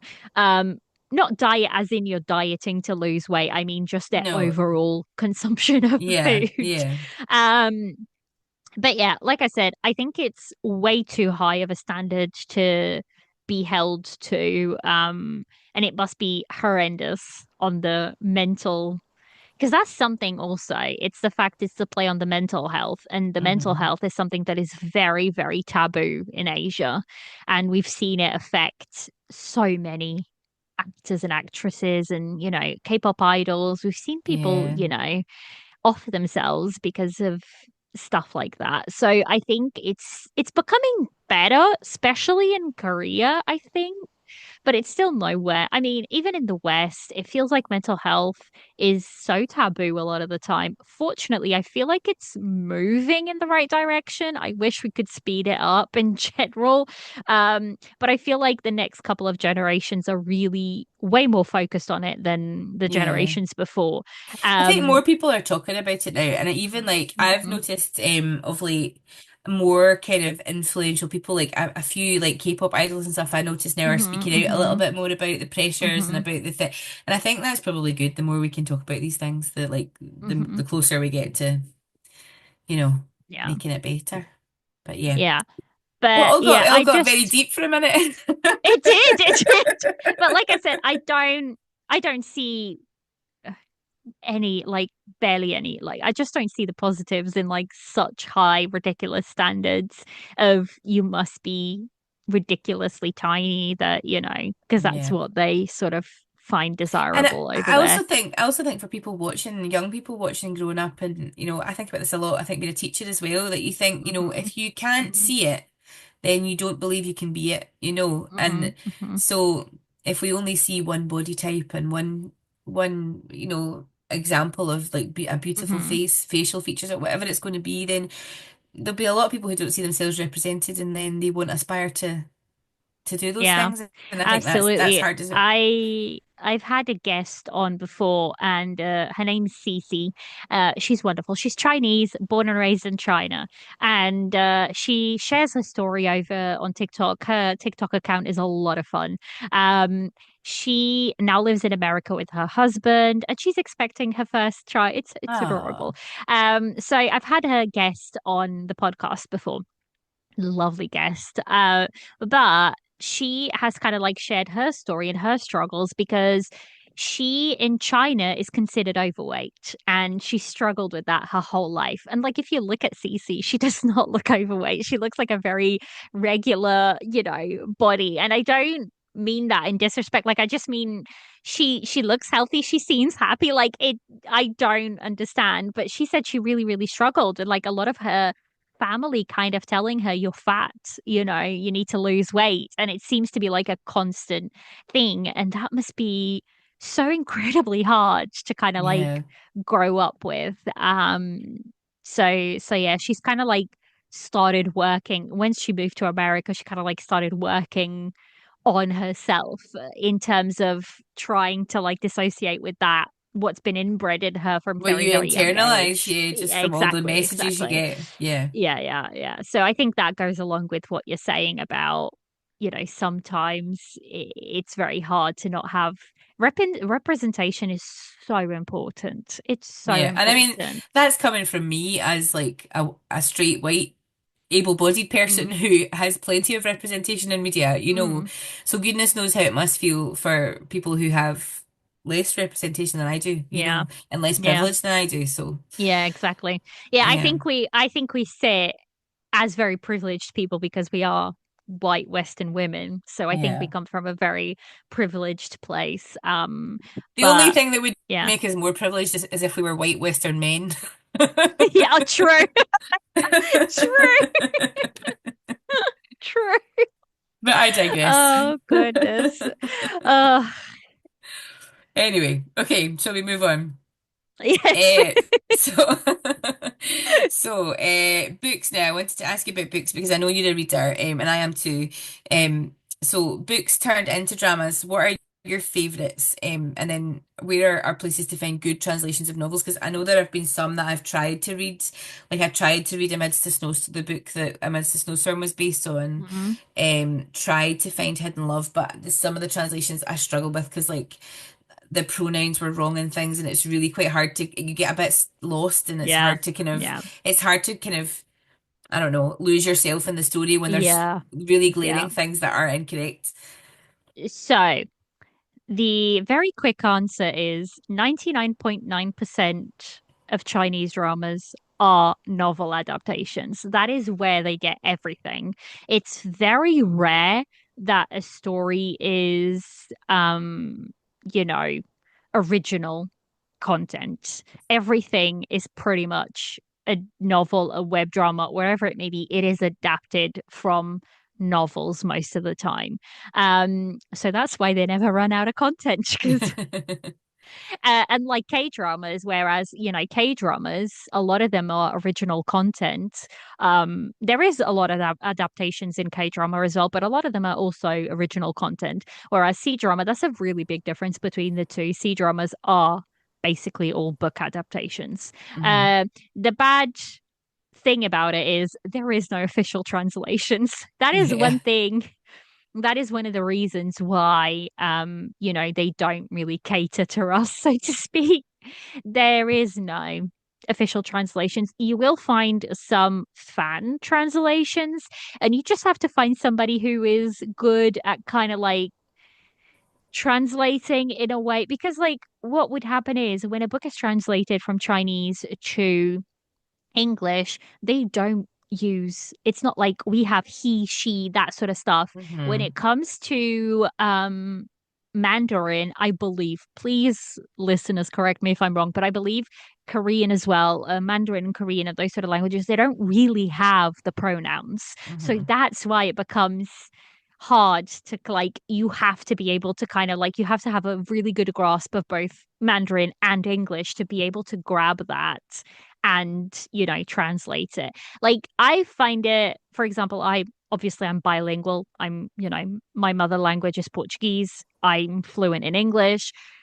Even when I try to translate stuff from English to Portuguese, and they have the same root language, right? Well, it's Latin, Um, right? yeah, yeah. They come, Latin. So they have the Yeah. same root, so to speak. So even when I try to translate certain things, you have to like mess around with the words to make it make sense sometimes. So with Chinese and with Korean, it's even worse because their conjugation of a sentence is completely opposite to the way we Yeah. write English. So, unfortunately, I don't think there is a way to find really good ones because there isn't, there is actually. Oh, and I can't remember which company it is, but it was posted on the Tea and Soju Discord. There was a certain Western company, Western or was it a Chinese company that one of our Discord followers uh worked for them, and she said they're looking into picking up a couple of novels that they're going to be translating officially, so that's exciting. I think it's happening. It's just not really something that we get to see very often, unfortunately, because I would love to be able to read the Yeah. novels. So we just have to hope that Yeah, we stumble yeah, upon like yeah. a One, good a fan yeah, doing God's work, like you yeah. say. One of the really good ones actually that I stumbled across is the one and only Forever and Ever fan translation. That one So wasn't I too think you bad. sent me that one, Yeah. yeah, and it wasn't too bad. No. But I know, yeah, because as well, I think sometimes when you watch a drama, it'd be lovely to be able to finish it and then go and read the book because you sort of Mm, want to live in that world for a little bit longer. yeah. Yeah. And Yeah. that would be nice to go back and read the book. And also, I think in the book there'll be things in it that because you can't possibly fit everything into a drama that you would No. have in a book, detail No. wise. No. So yeah, I kind of would be nice to have, but hopefully Which it would. that maybe that'll come. Hopefully. Yeah, we'll see. We'll see. Right, where are we? I've lost my place now. 16. 60. Oh, well done. You're better than me. Oh, variety shows. Yes. So, Yes. um, obviously, especially in the beginning when you start consuming Asian dramas, I think like Hmm. you're always there like looking for every possible, you go onto YouTube and things and you look for Hmm. behind the scenes and everything else. And I see a lot of it. Still, I haven't really watched any variety shows, but I've watched like episodes on YouTube and things or clips and like reels and things. And I don't really, so it seems like variety shows is more promo for dramas and things is more done through variety shows than it like we're in the West, like actors and Mm. things might go on talk shows and things and talk about dramas. Seems like it's maybe not such a thing there, and variety shows are like the big No. way that things are Yeah. promoted. So that's Yeah. something that's very different from the West, and I don't It's still know very. enough about and where to access them, to where to find good ones and good translations, because some I've Mm. watched, like it's hard to get ones where you can understand everything that's happening even with translation. Mm. So yeah. Um, yeah, so they are definitely a way they are used to promote dramas in general, right? And they're a lot of fun. Like a lot of the ones that we get in the West, they've gone and stolen them. Like Masked Singer, that is really popular in the West nowadays Was as well. that? That Oh, came from, I believe, South Korea, if I'm not mistaken. That's kind of like where it started was South Korea. So, their variety is so incredibly good. Like their variety shows are really, really good. And yes, not in K dramas. K dramas, not really. K dramas do like press conferences and stuff like that to promote, Korean dramas. C dramas have a whole lot more fan service, and the variety shows just come under that. Like we want to see these people interact together outside of the drama, and they have a lot of fun doing it, and you get to see a completely different side. For example, let's take the very popular for us both Wulei, right? It's a very well-known joke that Wulei plays these very dead serious characters. Yeah, it And does then actually. right. And then you see his behind the scenes, and he's the biggest goofball ever. Like, complete goofball. So it's a very running joke that a lot of people cannot take him serious anymore because they've seen him like be so incredible, like be himself, and he's like the biggest goofball ever. But variety shows are just something that are a lot of fun. Hmm. I one that I really enjoy. So you have like one of the big ones is, for example, Hello Saturday, which is a lot of fun. Unfortunately, that is a bloody Mango TV one, and it's Oh. really hard to get right, like really, really good subtitles for it. The one that I really enjoy is Keep Running by Lou, for example, is a regular cast member of Keep Running. Wang Hedi used to be a regular member of Keep Running. They just get these characters to do like you like Chen Zuyan from Hidden Love. Honestly, go and watch his Keep Running. He was a guest in there. Bailu was also there. It's hilarious. Like if you just want some turn your brain off and you feel like really tired and you just want like something fun, varieties are absolutely your way to go. Keep Running is really good, and Keep Running is really good as well because it's easily accessible. It's on YouTube with English subtitles. Like Yeah. that one is really really easy to access. I think there's like bigger ones, but there is a lot more. They are harder to get a hold of, but you can find them on like a WeTV has The Truth, which is kind of like these actors kind of come in and they have this mystery to kind of solve together. It's kind of like a puzzle game that they kind of have to solve together. So that one is fun as well. But yeah, one that I really, really enjoyed. I don't think you've watched. Have you watched The Story of Kooning Palace yet? No, it's on my list because that's Right. Zhang Linghe, isn't it? And Yes, Bailu. and Baloo. Yeah. Yeah, love I love the story of Cooning Palace. Like I adore the heck out of that drama. It's one of my favorites from last year. But they did something called As You Wish Story of Cooning Palace, where Zhang Linghe, Wang Xingyu, Bai Lu, and like a whole bunch of other people from the show did a 6 episode variety show where they had to do tasks together. Oh my God. One of the tasks is they have to do an escape room, right? Now, this is when Zhang brain kind of comes in. But the funny thing is, once you get to know Bai Lu, she's a scaredy cat. Like this woman is afraid of everything. And it's hilarious because she's like a lot shorter. Both Zhang Linghe and Wang Xingyu are like ridiculously tall. And she's quite short next to them. So there's Zhang Linghe, Bai Lu in the middle of them, and there's Wang Xingyu, right? And they're just going through this this dark escape room, and she is scared out of her mind, and she's like singing really loudly to try and distract herself. And it's just a lot of fun. They have fun, we have fun. It's great. So yeah, it's definitely absolutely used as a tool to promote. But there's, in general, really good variety shows. Like I said, Masked Singers. For Korean variety, there was one called Culinary Wars that just Oh, is aired. that? I think is that on Netflix just now? Yeah, Yes, a few people have yes, mentioned that to me that I should watch it, yes. and because I love food So also, so. yeah, yeah. So Caitlin from No Sleep for Dramas, she watched it and she absolutely loved it. I haven't watched it because I adore food, but I know I'm going to be starving and I hate that. That's why I don't like watching stuff like I that. think it Because might then have been Caitlin that told me to watch yeah, it. Actually, now that you say that. yeah. And then like I want to eat it, but I can't because like I don't, it's food that is a little bit harder for me to make or Yeah. recreate or something. But yeah, I have a lot of fun with variety. It's a lot of fun, and I definitely recommend if you just want like you're a bit tired from work and the world in general. Their variety is always like a really, really good fun. YouTube, honestly, YouTube is where you can find a lot of it with subtitles. So yeah. I feel like it also would be really nice, like, you get those really heavy dramas that you need to recover from, but you Mm-hmm, sort of want mm-hmm. to stay with the characters or the people.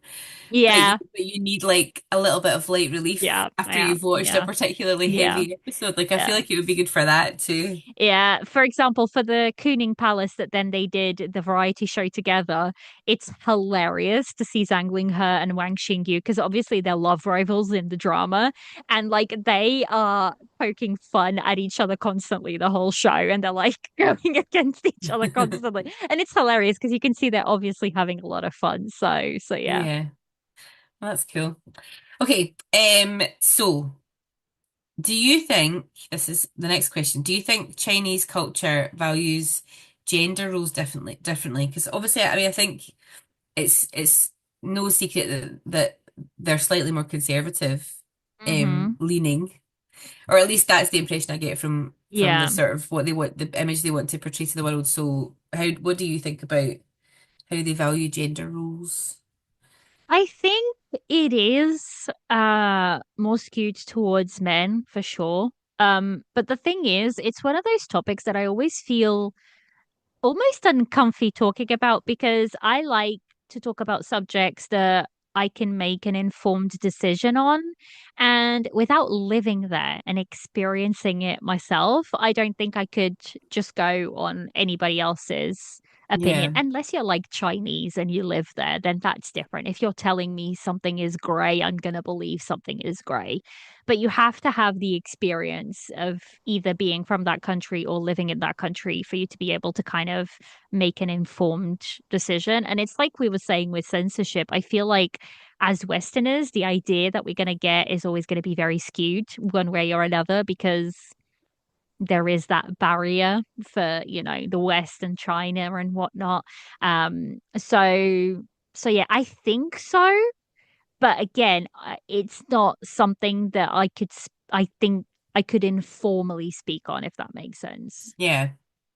Okay. Moving on then. So, oh, this is a good one because I still don't think I've got to grips with this. So you can tell me if you've got any ideas. But I just wonder if there are any signs or things that you know that you can spot that's an indication without being a Chinese speaker that the writing is good or bad. Mm. So when I think about writing, right, I think about the flow of the story. I think about what the characters are saying. I think about what the characters are doing, for example, because that's all part of the writing. I think about how multi-layered a character is, because that comes from the writing. Um, I think everything, so directing is really important. For me, I think for a good drama, you need good writing, good directing, and good acting. Good writing and good acting can kind of support a badly directed drama, I think. But if the writing isn't good, no matter how good your actors are and no matter how good your directing is, it's not going to make that drama good. So I think it's kind of like with anything in the West, you can just tell if the writing is good or not. Even if you couldn't understand the language, right? You can still sort of understand if the story is cohesive, for example. Yeah. If the story is satisfying, if the plot is built out nicely. If you're talking about historical, for example, are the politics good? Hmm. Does the story follow a good path, or are we going in circles and circles and circles? So I think there's those tells that are universal that kind of tell you, because that's all part of the writing to me. The writing isn't just like what the characters are saying, it's everything that goes into building that world, right? So, with a modern romance, for example, does the relationship develop naturally, or are we all of a sudden in love and we don't know how we Hmm. got there? So, I think that all encapsulates, the if a writing is good or not. But also with certain dramas, for example, I'm going to mention Word of Honor here because they used a lot of poetry in their writing. They used a lot of symbolism and stuff like that. A lot of like people who understand Chinese, they will often kind of like do threads on Twitter of things that as international people we would absolutely miss. So, for example, in Forever and Ever, our male lead gifts our female lead a coin, and it's from 2011. And 2011, if you say the word 11, is Shi Yi, which is her name. Her So name, it's like yeah, little things like that, that for us, we have no clue what's happening. But like people will absolutely, who are fluent in the language and are, they live abroad or whatever, they will absolutely tell us these things. You just gotta like look out for it. And if you're in the community, trust me, some people will tell you. yeah, Um, but I think overall, like even without knowing Chinese, you can still are able to tell. It's the same with K-dramas. You can still are able to tell whether the story is good because the story is the writing. And I think yeah, fundamentally, if that isn't good, you would be able to tell. So yeah. yeah. Um, okay. So one of the things that I have really enjoyed, oh no, in fact I've missed one. 19. What are some of the writers and directors that you'd recommend, or who are your favorite sort of writers and directors? Now I don't follow a lot of them because a lot of them do things all over the place that aren't, one of their dramas might appeal to me, but none others may appeal to me. But there is a trio and they work together. And when they work together, it's like magic. So that would be the director Ding Guang and the two writers Wang Xiong Cheng and Xu Qianmo. They are the screenwriters for Go Ahead and Meet Yourself, which are two of my all-time favorite dramas. I'm watching Meet Yourself right now. Oh, are you? So this Yeah. is like the trio that have done it, and they've done Go Ahead as well, and they've worked together on other things.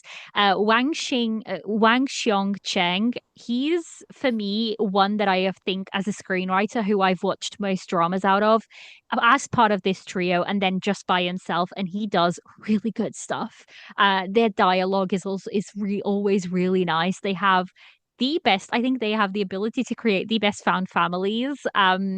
And the directing just kind of like feeds so well into the writing. So their trio is it's no news here that I really, really enjoy them. And if they're working together, I'm like, sign me up. I don't care what's happening, sign me up. So there's someone that I really, really like. And then as a writer, I really like Mo Bao Fei Bao.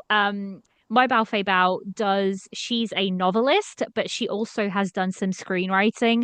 She is the screenwriter and the author for One and Only and Forever and Ever, but So I she's thought also I done, recognized the name. yeah, Yeah, I've seen that yeah, name for sure. they are also the original author for Amidst a Snowstorm of Love and A Road Home and more. I think they do romance beautifully, like absolutely beautifully. So if it's a Mobile Fable adaptation, great. If they're doing the screenwriting, even better. But if it's one of their adaptations, I'm like, sign me up. So I think those are only like the people that I really, really follow. That's something that I kind of like want to change a little bit for 2025. I kind of want to dig a little deeper and start going behind the scenes and start like seeing, what directors I really enjoy and what writing I really enjoy. Because I feel like I don't do that a lot. I feel like I do a lot of surface stuff. So, yeah, that's something I kind of want to start doing a bit more of. But as of right now, these are kind of like the people that stand out to be. Yeah. Oh, that's great. 'Cause that's a great starter for people who don't know like me. Yeah. Okay. So this is what I was going to say before. One of the things that I've really enjoyed, I think I said this already about watching Asian dramas, is that I'm actually learning things about Asian culture too, or sometimes just little tidbits that you pick up. Like I quite like how on Vicky sometimes the subtitler will give you like a little explanation Mm-hmm. underneath, like a little idiom or something that you might not know if you're not Chinese. So what have been some of your favorite things that you've learned watching Asian dramas that you didn't know before? Uh, I think for me is just like seeing the different culture because it's so different to anything that I've kind of like experienced before. And ultimately, like I want to go to China and I want to visit and I want to see it for myself. But whereas maybe like a couple of years ago, that would have never really been on my radar. Now it absolutely is. It's like one of my dream trips is to do China and do it like 3 or 4 weeks and, just really, really experience it. And, it's brought me a lot of tasty food that I would have never tried. It's true though. Like Yeah. it's true. I would have never really thought about going to a Korean restaurant, and I have. It's one of my favorite ones to go to now. I have one like in the city close to me, and I love going there.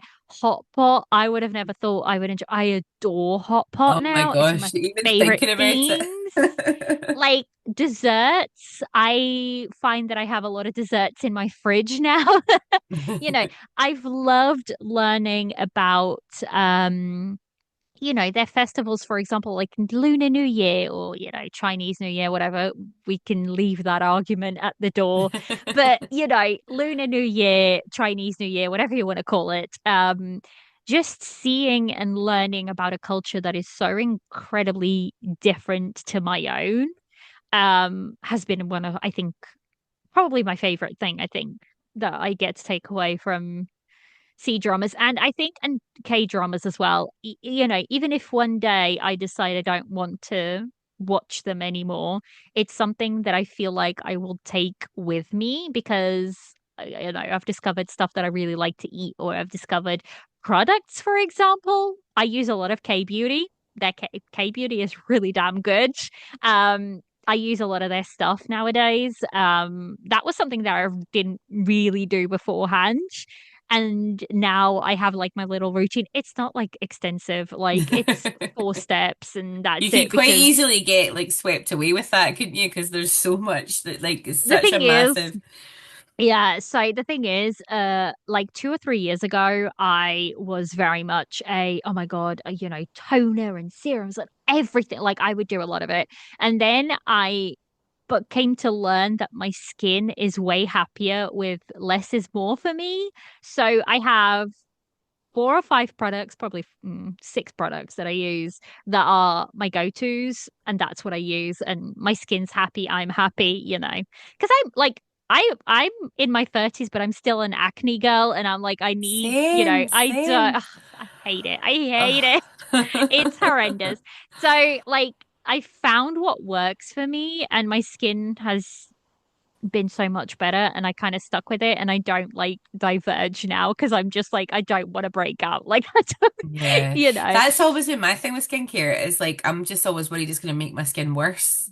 Mm, I think and I love watching people do their skincare, but I think like it must be easier if your skin's not sensitive or yeah, acne yeah, prone because you can yeah. try all these things and not worry that it's going to impact you for weeks, Mm. after.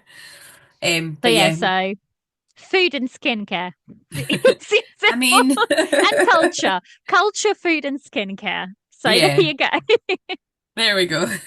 Okay, so the next few questions I think I could probably ask you all in one actually because they're kind of all related. So Mm. it's with regarding like tropes. So are there any tropes that you think are kind of Asian drama specific that we don't really Mm. see in Western media? And then do you have favorite tropes? And then are there any tropes that if you see that that's what it's going to be that you think, oh no, I'm going to avoid that? So I think like tropes are universal. I think we see them everywhere. So I don't think there's any like ones that are necessarily Asian drama specific.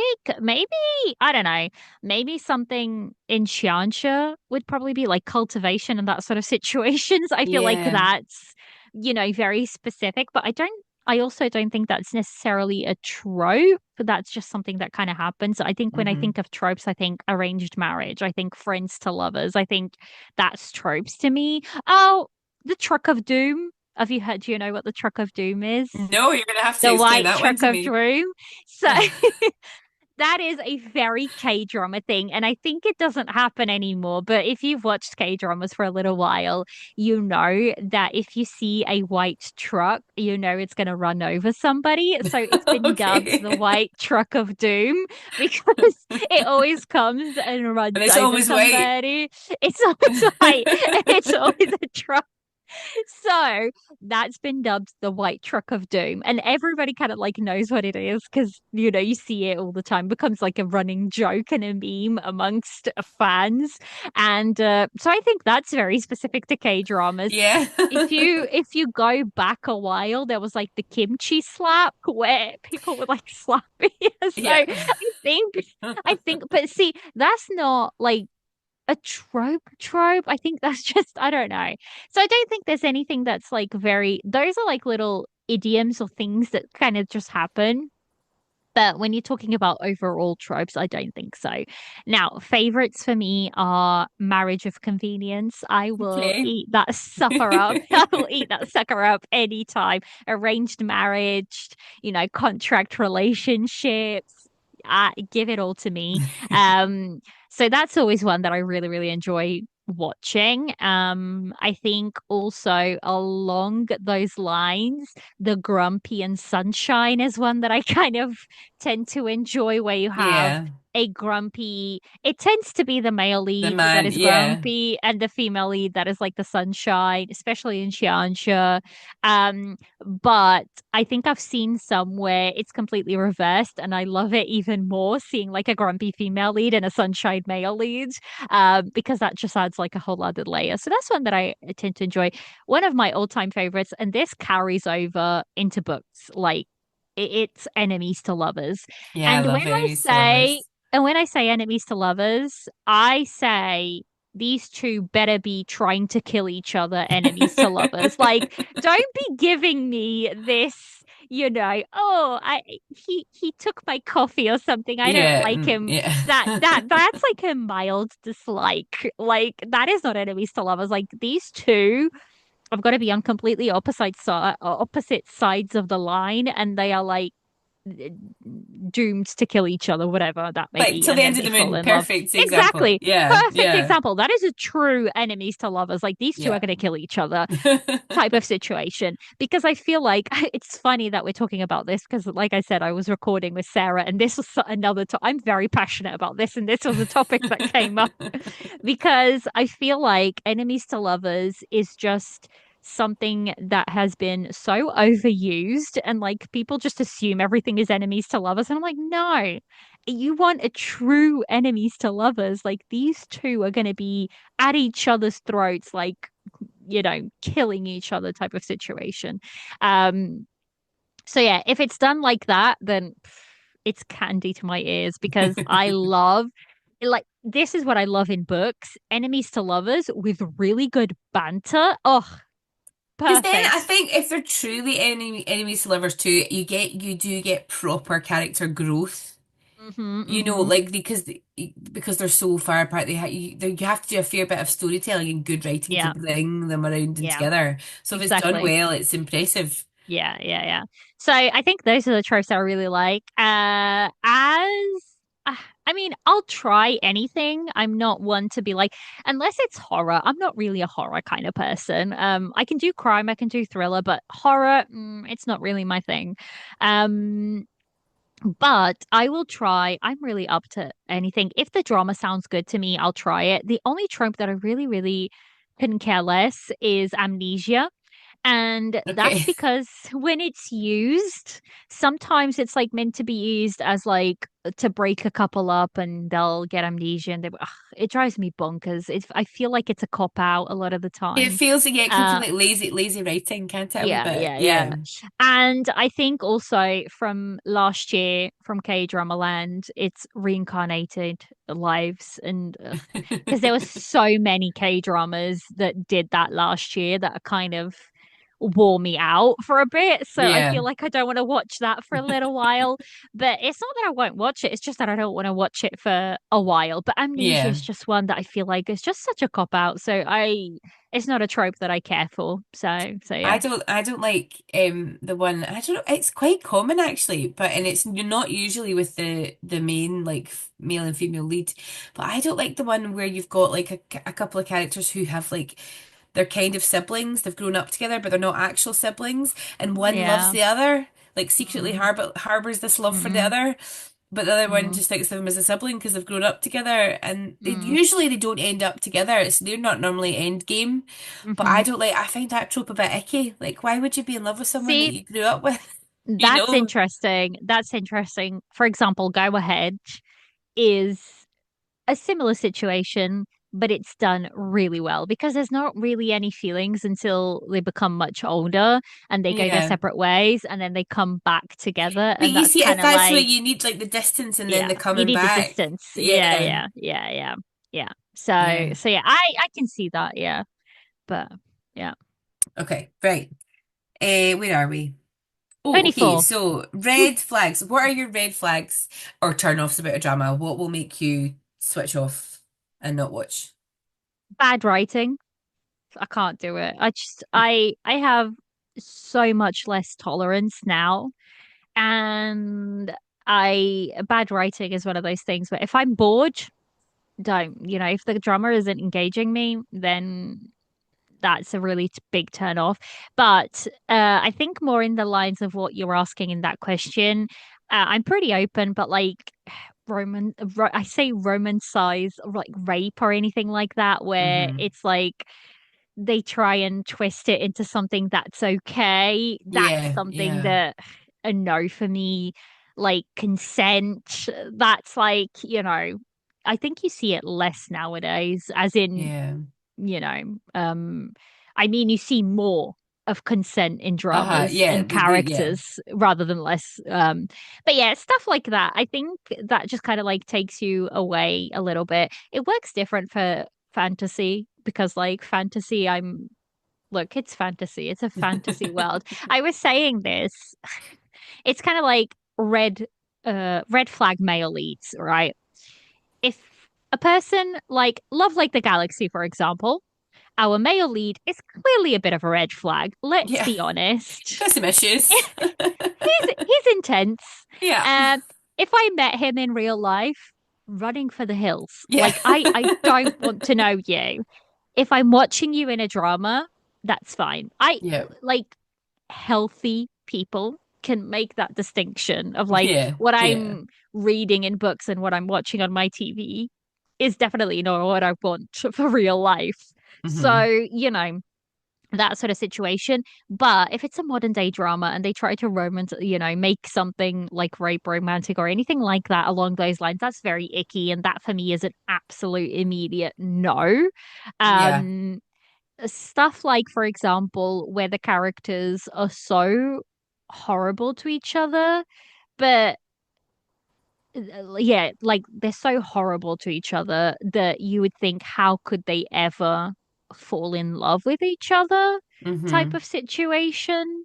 I'm thinking of a recent drama where the male lead stabs, poisons, kidnaps the female lead all within the first 3 episodes. And I'm like, I'm not sure how much coming back from this there is. But Yeah. then you do have dramas from like Till the End of the Moon, for example, but it's mutual. They're trying to kill each other Yeah. mutually. It's Yeah. I fine. think that's why yeah. Because if one is doing it to the other, it makes it really hard to root for that character. There's a really big power imbalance in a Yeah. situation Yeah. like that, I think. So yeah, power imbalance is one of those that I also don't necessarily enjoy. Although Xianxia does usually start off as female leads being fairly weak, but I know they're going to grow into themselves and they're going to kick ass way more than the male leads by the end. So I don't mind usually. But yeah, I think those are the kind of things, that would be turn-offs for me. When it Yeah. crosses like a morally line, like if it's a crime thriller, for example, and we're seeing those scenes as part of a crime that is happening, then I can understand that. But if it's not a crime thriller and it is happening, and then they just kind of like brush it under the Yeah. table, under the carpet, then that's not something that I would necessarily want to watch. Yeah. Absolutely. I think actually the next question you've kind of answered as well, because it's along similar lines, the sort of how do you decide what to finish and what to abandon? Um, Like I said, I have to be engaged. If I'm not enjoying it, I'm dropping it. I have such limited time nowadays that it's once you start watching it and starting watching Asian dramas in general, you can look at a trailer and go, I will enjoy that. I won't enjoy that. You can look at a couple of stills, you can look at the first couple of episodes, and very quickly you will know whether you will like that drama or not. And you become kind of ruthless. You're like, I don't have the time, neither the patience to, be watching something that I'm not 100% enjoying. Yeah. So if I'm bored, if I don't agree with where the story is going, if the plot is kind of going round and round and round in circles, then I won't keep watching. I just don't. And it's the same with like favorite actors and actresses. Like I will, if Bailu is in a drama, and it's very likely that I will check that drama out. If I'm not enjoying it, I'll drop it. Like even if it's Yeah. Bailu, I am not the type of person who will stick to a drama just because it's a favorite actor or actress. Some people do. I'm just not that. Like I said, Yeah. we have very limited time. We have to adult and work That's and it. do all of these things. I mean, it's So, rubbish, but we do. You're right. No, and I yeah, think yeah, I like that. I think that's good. I think it means you value your own time, yeah. and you're happy to prioritize what's going to be worth your time. I think that's a healthy thing to be able Because I to think do. at the end of the day, it's entertainment and enjoyment. If I'm not entertained, it's not doing what it's supposed to be doing. So, Yeah. I can move on to something else. I think my issue is like I'm the eternal optimist, so I'm always like, but it might get better. It doesn't. Yeah. The thing is, a lot of the time, it's not going to get better. If you're not Yeah. enjoying it, it's probably not going to get better. I I need to think get better at that. I think you will eventually learn to be like, I'm dropping this. It happens to all of us. We all go through the stage of I'll watch everything and anything and I will finish it. And then you start to think, oh no, it's not worth it. You do. I think everybody kind of reaches that stage eventually, I think. Yeah. Yeah. Okay, right. These are my last questions are just like some wee silly ones. Mm-hmm. Um, just because like little thoughts that have occurred to me as I've watched things. The Yeah. first is not really silly, but I've noticed like in quite a few, especially historicals, there are like the female general in the army seems to be a thing. Mm-hmm. And I wonder if that is genuinely could have been Mm. a thing, or if like if they were because There is no, historically. it is a thing. It was a thing. There was quite a few females that held positions of power as generals. I think I did a little bit of searching up when this happened, like when I was, looking for things.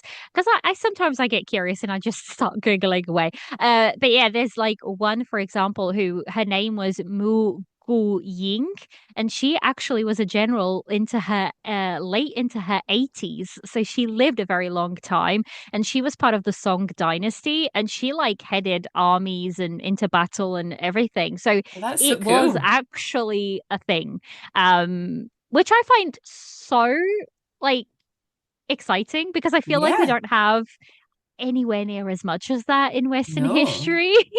So yeah, no, but there absolutely. is there is a lot, like there is, if you Google it, you'll come out with a lot of like people and women who did a lot of things. I mean, there was a woman empress, the only in history that ruled China all by herself, and she has a fascinating story. I listened to a podcast about her, and it's really, really, really interesting. So I feel like not as much, although it's funny because although there's Confucianism and people tend to lead, in Asia, we tend to see them leading towards males and Hmm. whatnot. There was a lot of women who also had a lot of power. So it's very interesting to kind of like find these little spots in history. But Yeah. yeah, yeah, no, that was the thing in Well, Chinese history. that's why it struck me because, historically in the West, like women's roles were very much not spoken about until Mm, modern days. So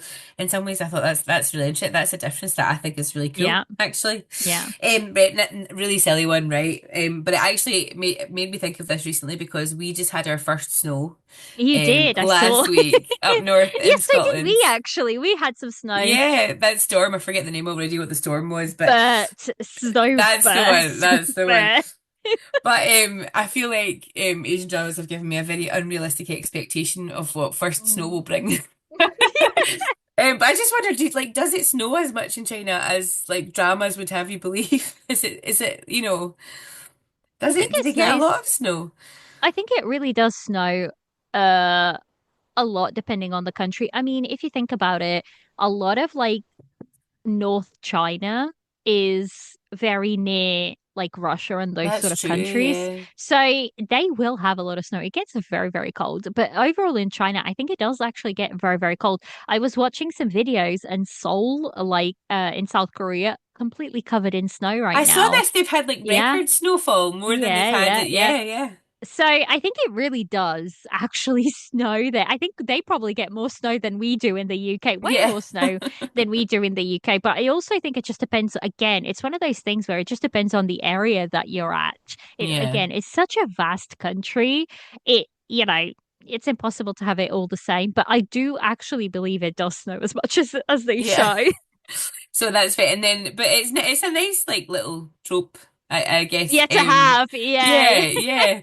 But I just wonder, like, is it just a drama thing? Sometimes you go like, oh, No. that's just a TV thing. It's not a real thing. Like, I always used to think this when I used to watch like the sort of made for TV Christmas movies, like the American Yeah, yeah, when Christmas they movies. have the fake snow. Yeah, or like like every like American city apparently has like carolers dressed as Yeah, Victorians. You're like, is that a thing or is that just a exactly. Yeah. TV thing? Yeah, yeah, yeah, yeah, yeah. So yeah, just that was just one of those silly things. Also another thing, this isn't really even like I don't even expect you to answer this, but do you know what really annoys me though? I don't mind the chaste love scenes or anything Kisses. like I quite like, but why don't they make any noise when they kiss? I think it's Ah, because they don't move. I think yeah, that's because it's they like don't move that much. So I think that's probably where it comes from. It's the fact that they don't really move that much. So yeah, it's like when you get a good kiss, you're like, oh, that's so satisfying like, because like some of them are just like the lips touch, like oh, ever I so can't. slight I a can't. whisper. It's such a cop out. I feel so cheated when I get those. Yeah, oh, you're like, but then I feel like then you really appreciate the good ones.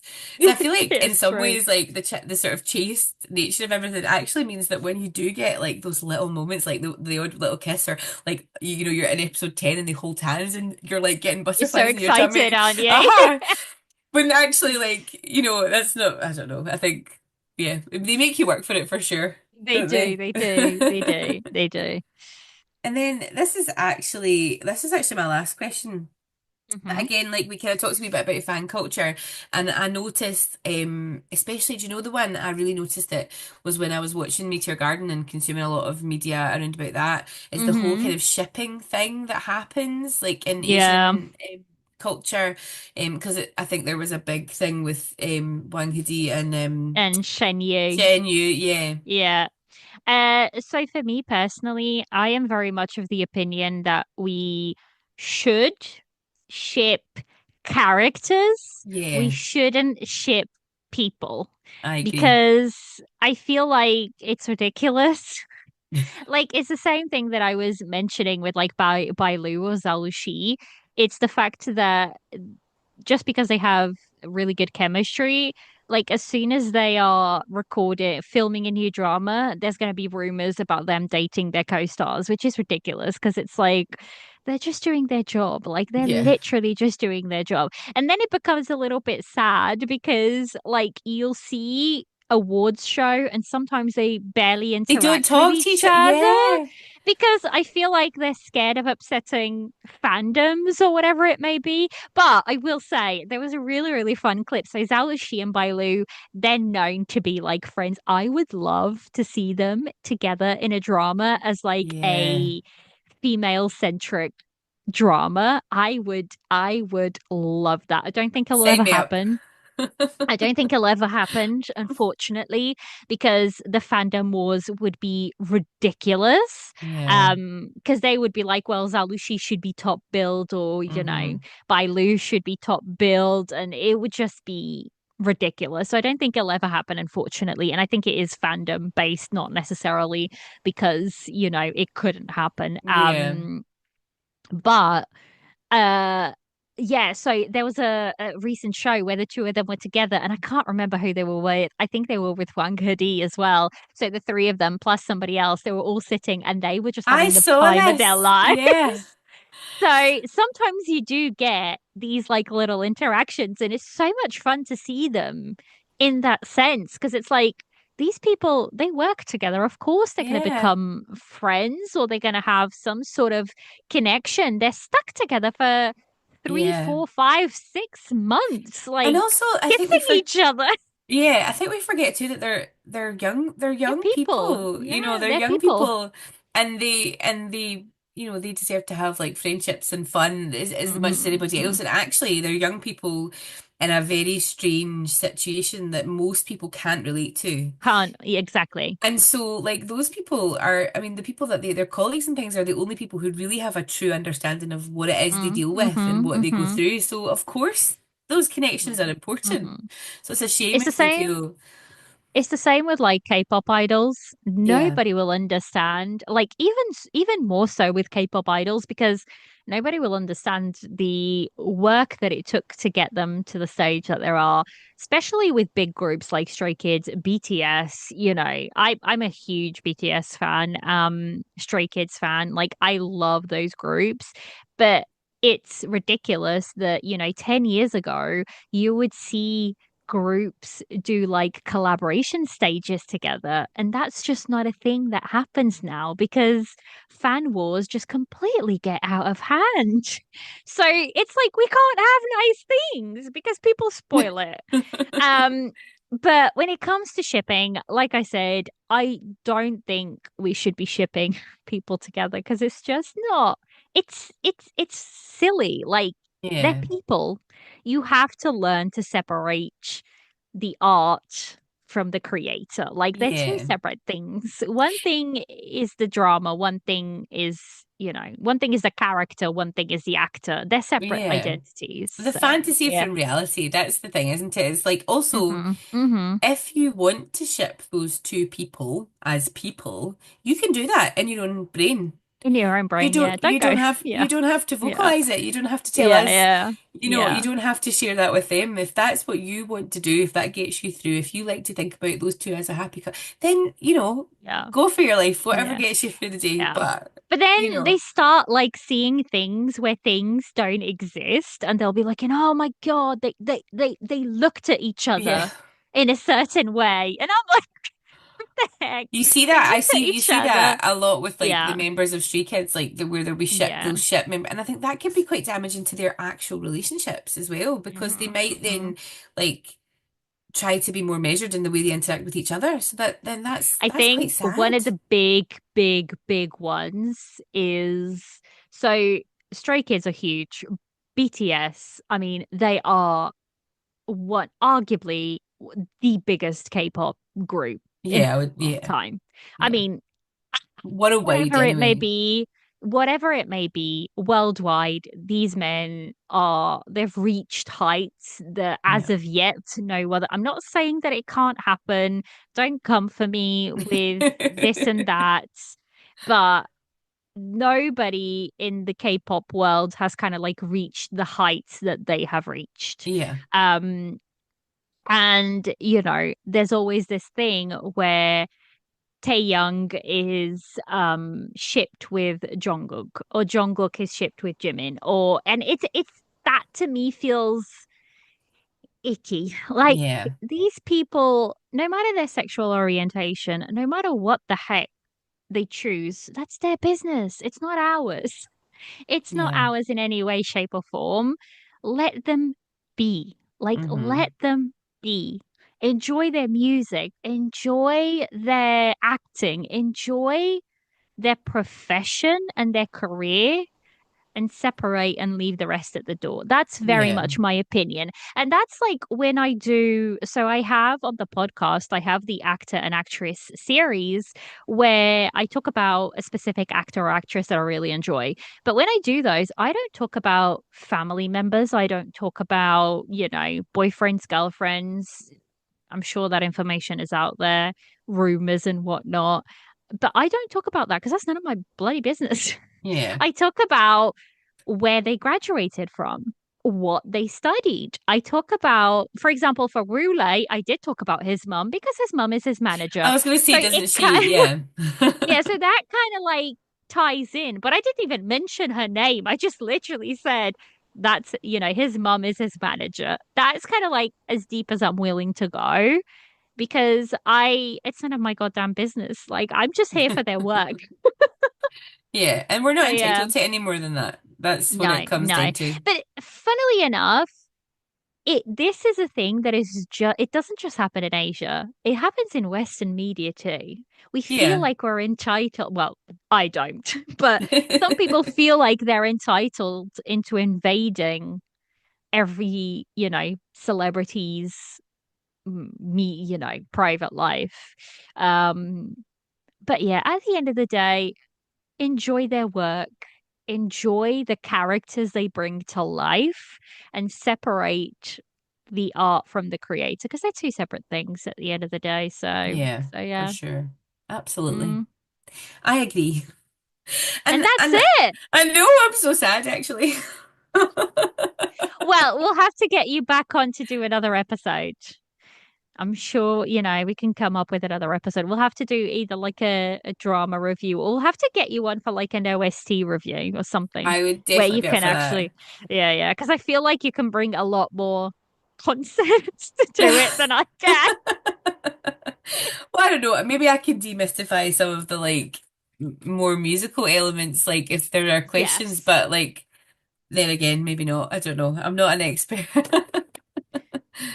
Right. But That yeah. is it. Thank you so much, Laura, for coming on. You had really good questions. I was like typing some of this stuff out. I was like, she has really good questions. Because it's just like I said, it's a lot of things that to me are just like like second nature, and I think to a lot of people that have been watching for a while. So I'm sure this will be a really good episode for people, even for people who have been watching for a while, to kind of like remember what sort of questions that you kind of Yeah. had in the beginning. So thank you so much for coming on. Thank you for Um, having me. It's been absolutely delightful. Honestly, I'm I've really glad. enjoyed myself. I'm glad. So that is the episode, guys. I hope you have enjoyed it, and we shall see you next time. Bye.